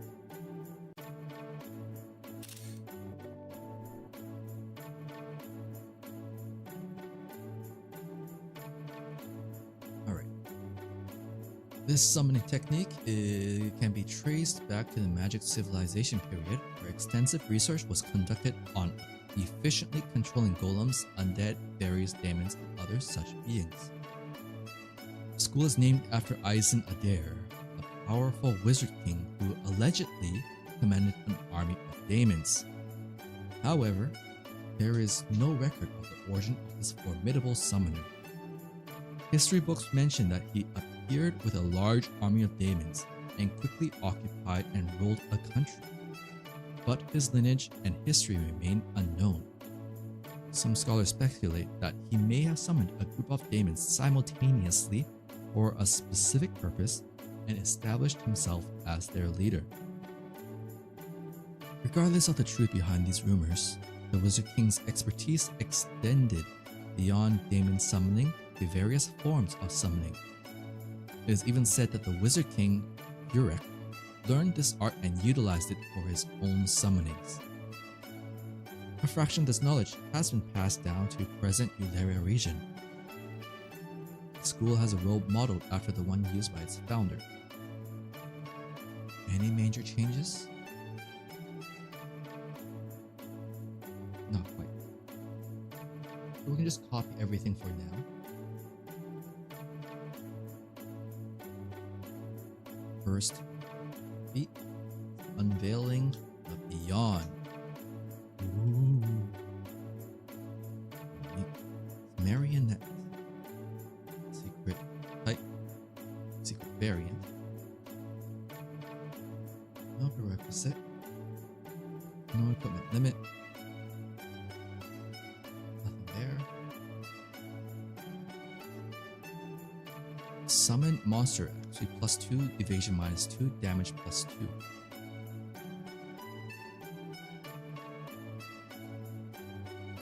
I think that this cannot apply on demons because demons don't have evasion.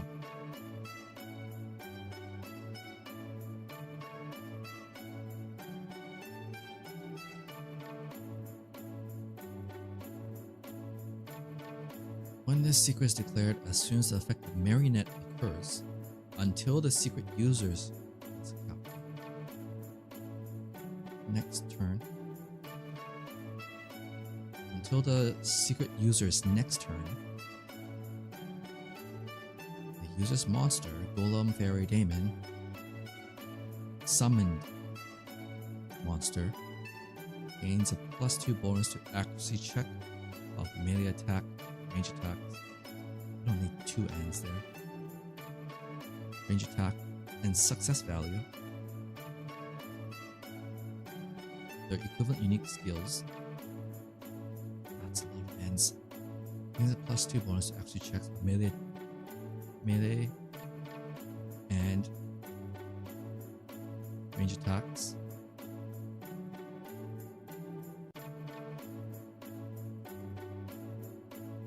Success values of their equivalent unique skills, and gains +2 points to physical magic damage generated by those actions. There we go. On the other hand, a monster or a secret user's evasion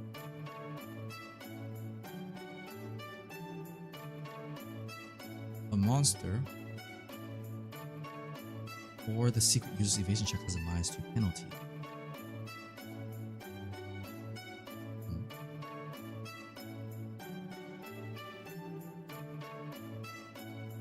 A monster or secret user's evasion check has a -2 penalty.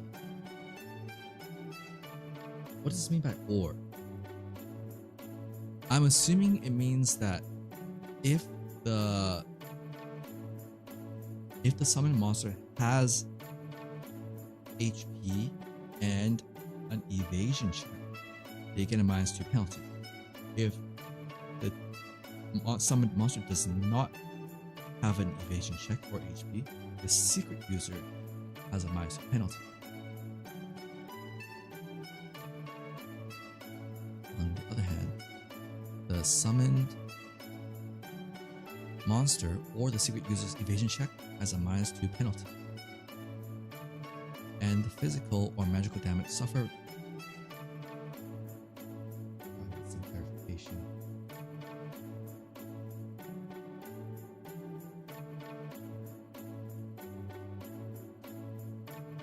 So they take 2 points additional damage, but deal 2 more points of damage.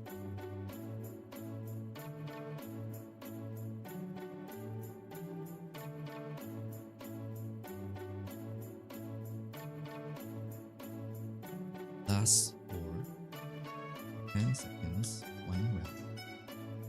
Marionette is also a prerequisite. Unique declared.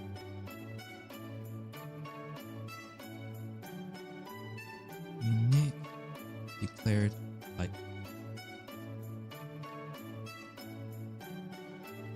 prerequisite is Marionette.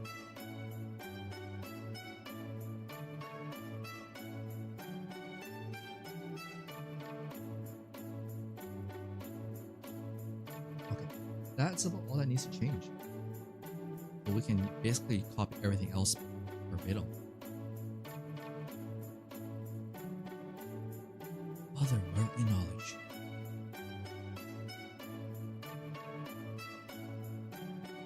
No new reputation. Magic accuracy.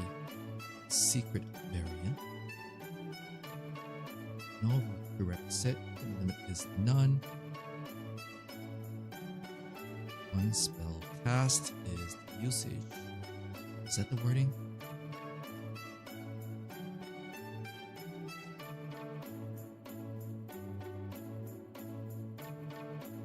Oh no, it's 10 seconds. That's what it is written for metamagics.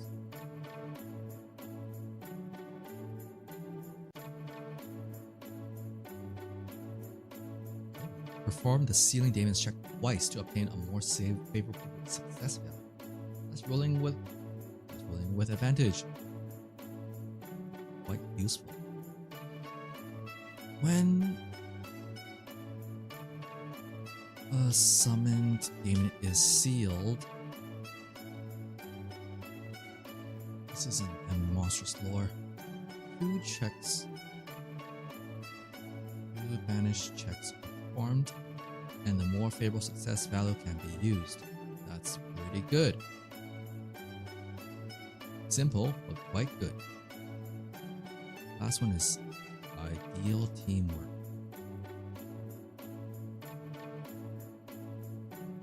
Defensive stance, secret variant. No limits. Okay. Summary. The summoned monster is also given the effect of defensive stance. Oh, it gives everyone defensive stance. When the secret is used, the user and all the monsters they summoned gain the effect of defensive stance. The evasion, fortitude, willpower check for which the user gets the bonus modifier must be the same for both the user and their summoned monsters. Kind of ambivalent on this. Committing to having everyone on your team do the same thing.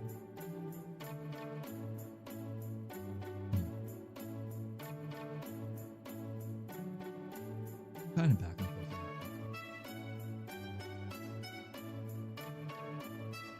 And that's it for this school. Pretty easy to convert. And actually there was basically nothing to convert. Next one is a fun one. Catnap imitation style.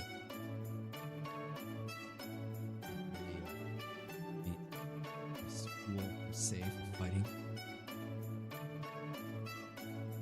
Now.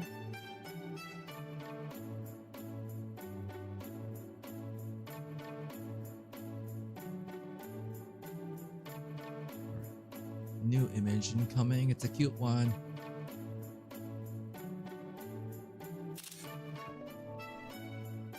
Cat girl. They're called Miyakis in this game. They're not technically in 2.5, but they are in a bubble world, which is essentially an alternate dimension of 2.5. The catnap imitation style. Is it literally a city called Quinoa? In Quinoa, or Quinoa, a city of mythical beasts, there was an enhancer who deeply loved cats and dreamt of becoming one.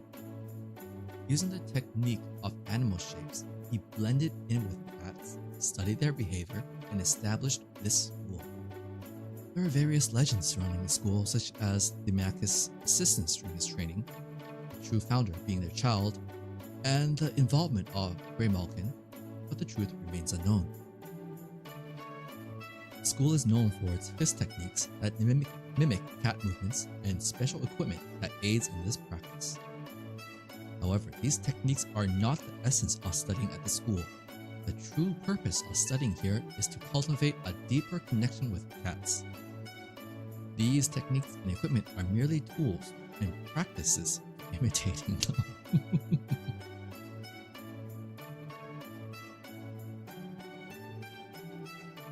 All catnap imitation style secrets are non-combat. They can only be used when the character's cat transformation of the Miyakis race or the skill animal shape makes the character look like a cat. Not a combat school at all.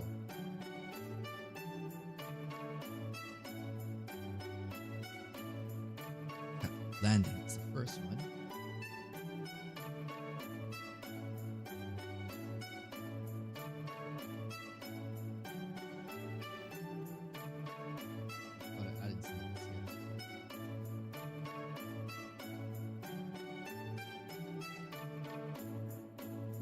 at that many stealth seekers are non-combat.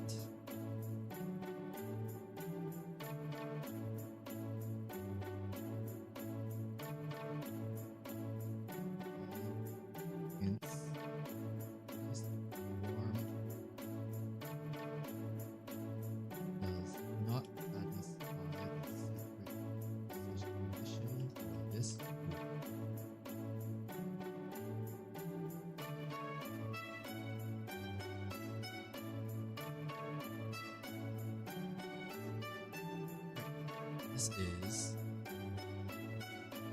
non-combat. Is non-combat supposed to be translated into passive?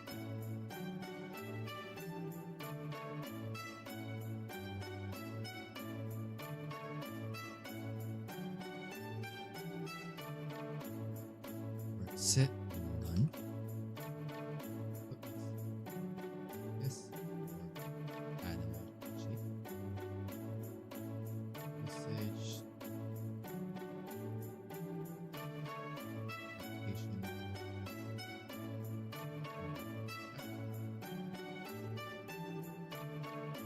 Quite nice actually. Get a +10 bonus to combo check. Pretty straightforward as well. You just get +10. No questions asked, you just get a +10.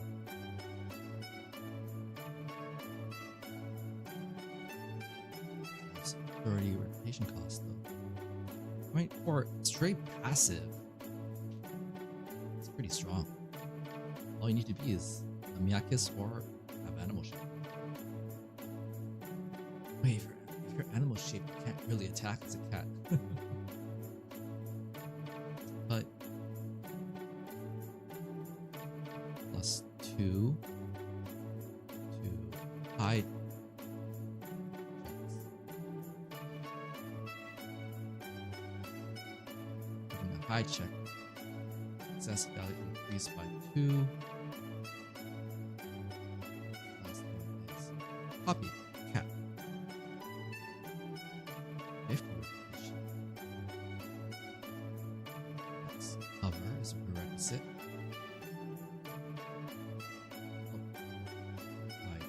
Check. Application is to a disguise check.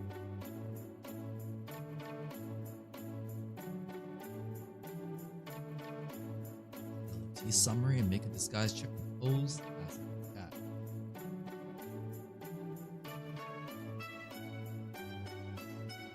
When a monster knowledge check or a similar ability is attempted, the user can counter the attempt to make an can counter the attempt by making disguise check. If the success value of the 2 checks are equal, or the secret user's success value is higher, the secret user is not revealed, and the secret user succeeds in pretending to be an ordinary cat. Since the opponent is assumed, since the user is assumed to be a cat, a monster knowledge check cannot be retried by the same opponent. Pretty straightforward.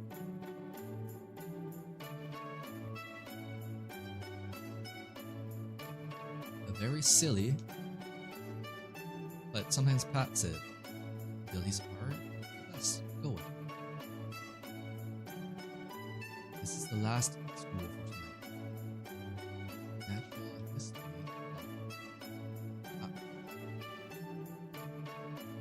Where did it go? Cursor. Oh, Panphoria.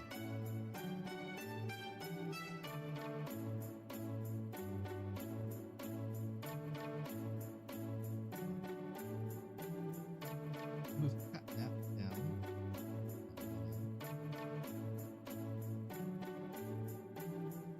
And our last school for tonight is this man right here.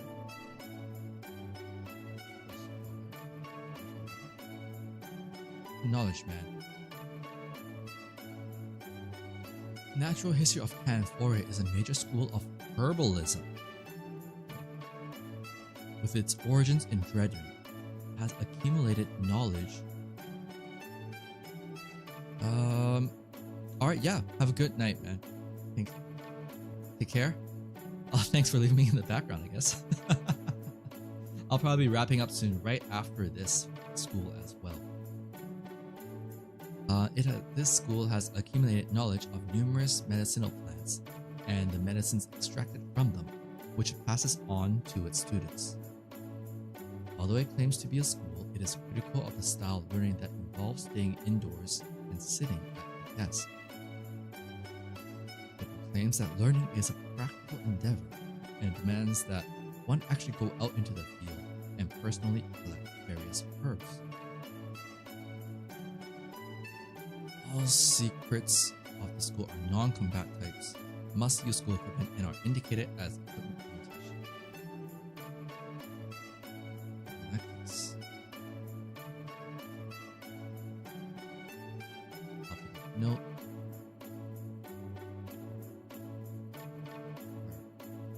Passive types.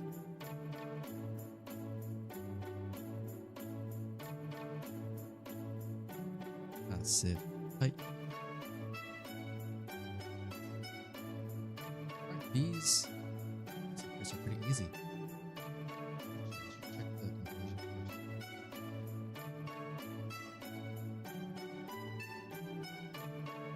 first.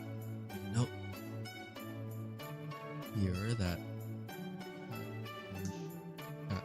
kick weapons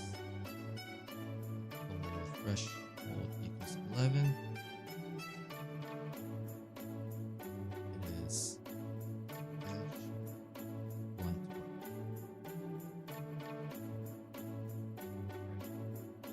No special note to change here. We just copy as is. Herbal knowledge. Education cost is 30. That's a type. Requires Panfora's as a request.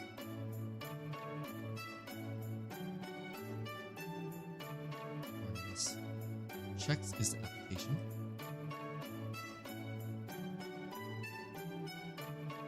Summary is pretty straightforward. +2 bonus to various checks. Those checks would be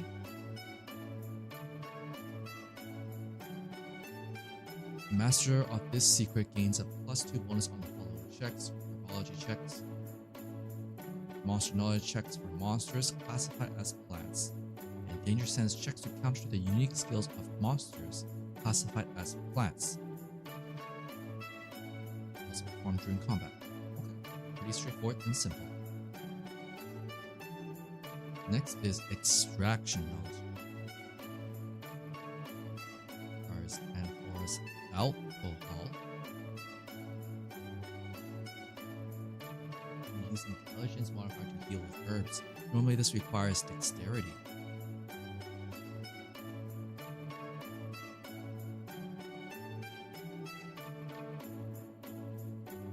And this effect, once the secret is used, the bonus to the amount of recovery attempted by the herbs can be calculated by ranger class level plus intelligence instead of dexterity. Oh, but it requires a consumable item. It's good for users who have high intelligence but low dexterity though. Last one is foraging knowledge.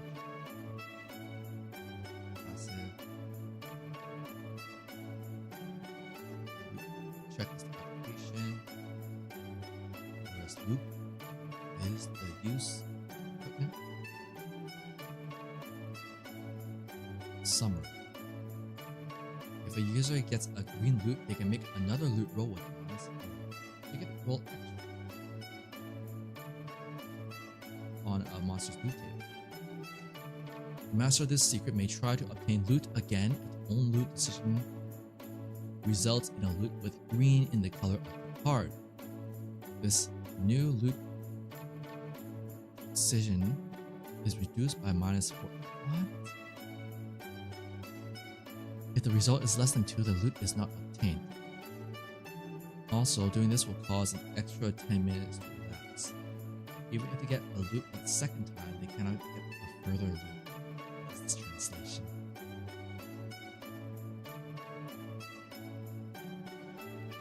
If the master of this secret obtains a loot item with green in the color of the card, they may a second loot roll. This second loot has a transfer penalty, and if the result is less than 2, the loot, no loot is obtained. This second loot roll also causes an additional 10 minutes.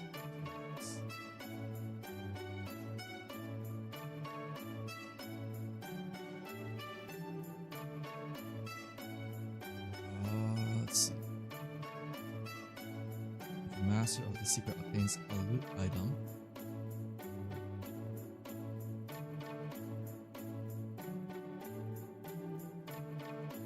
this secret cannot be used on the second or used more than once on a single.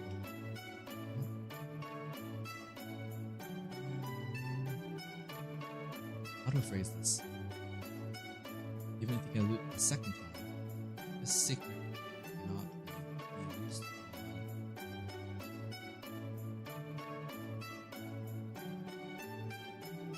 cannot be activated. No. The second loot roll from this secret cannot be used. Cannot trigger additional rolls from its own effect.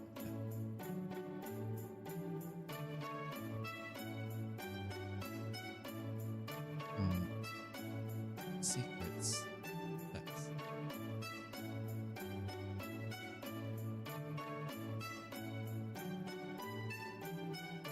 The second loot roll from this secret cannot trigger additional loot rolls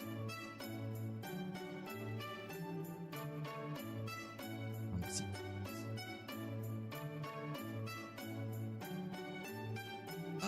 I can use the word trigger. The second loot roll from this secret. The second loot roll does not trigger the use of this secret.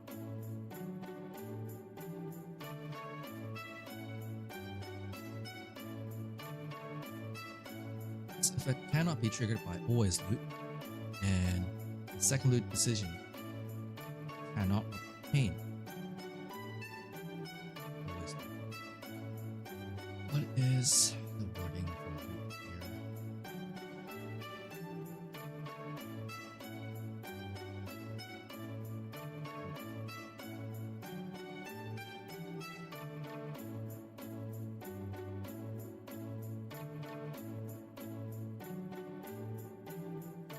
Where is the description on loot?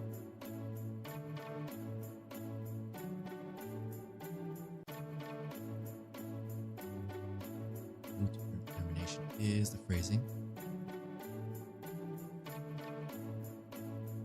If the master of this secret obtains a loot item, when the master of this secret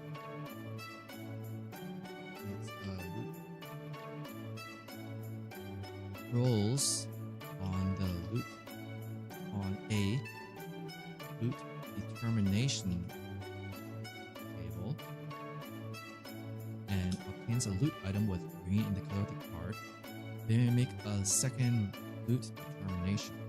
They may roll a second time on the loot determination table.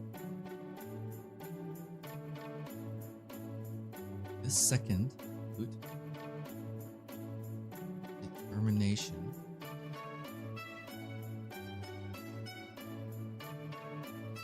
receives a -4 penalty, and if the result is less than 2, no loot is obtained. This second loot determination also causes an additional 10 minutes to elapse. Second loot determination roll does not trigger the use of this secret. Also causes additional 10 minutes to elapse and does not trigger the use of this secret.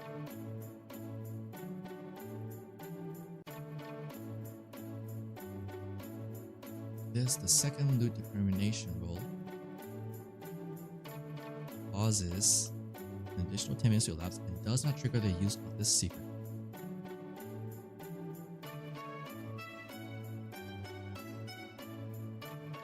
This secret cannot be triggered by always loot,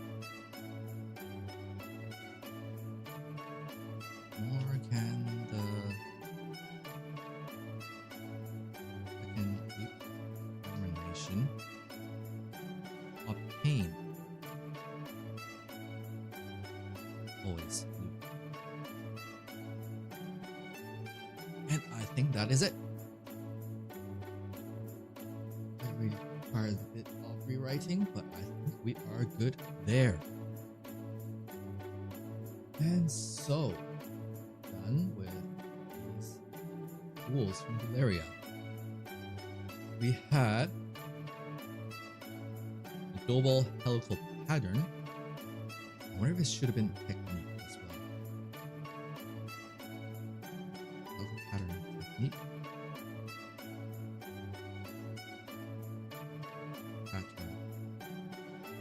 Technique.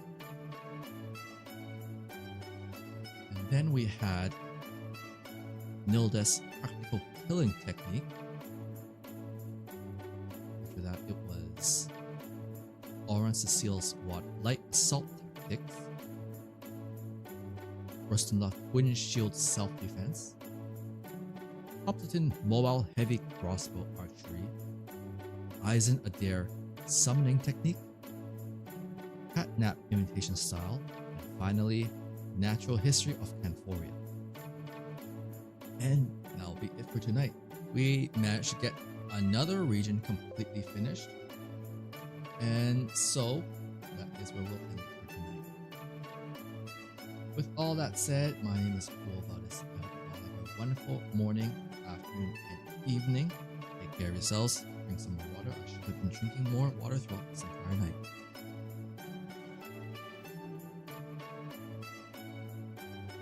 So, take care everyone. Have a good time. And good night.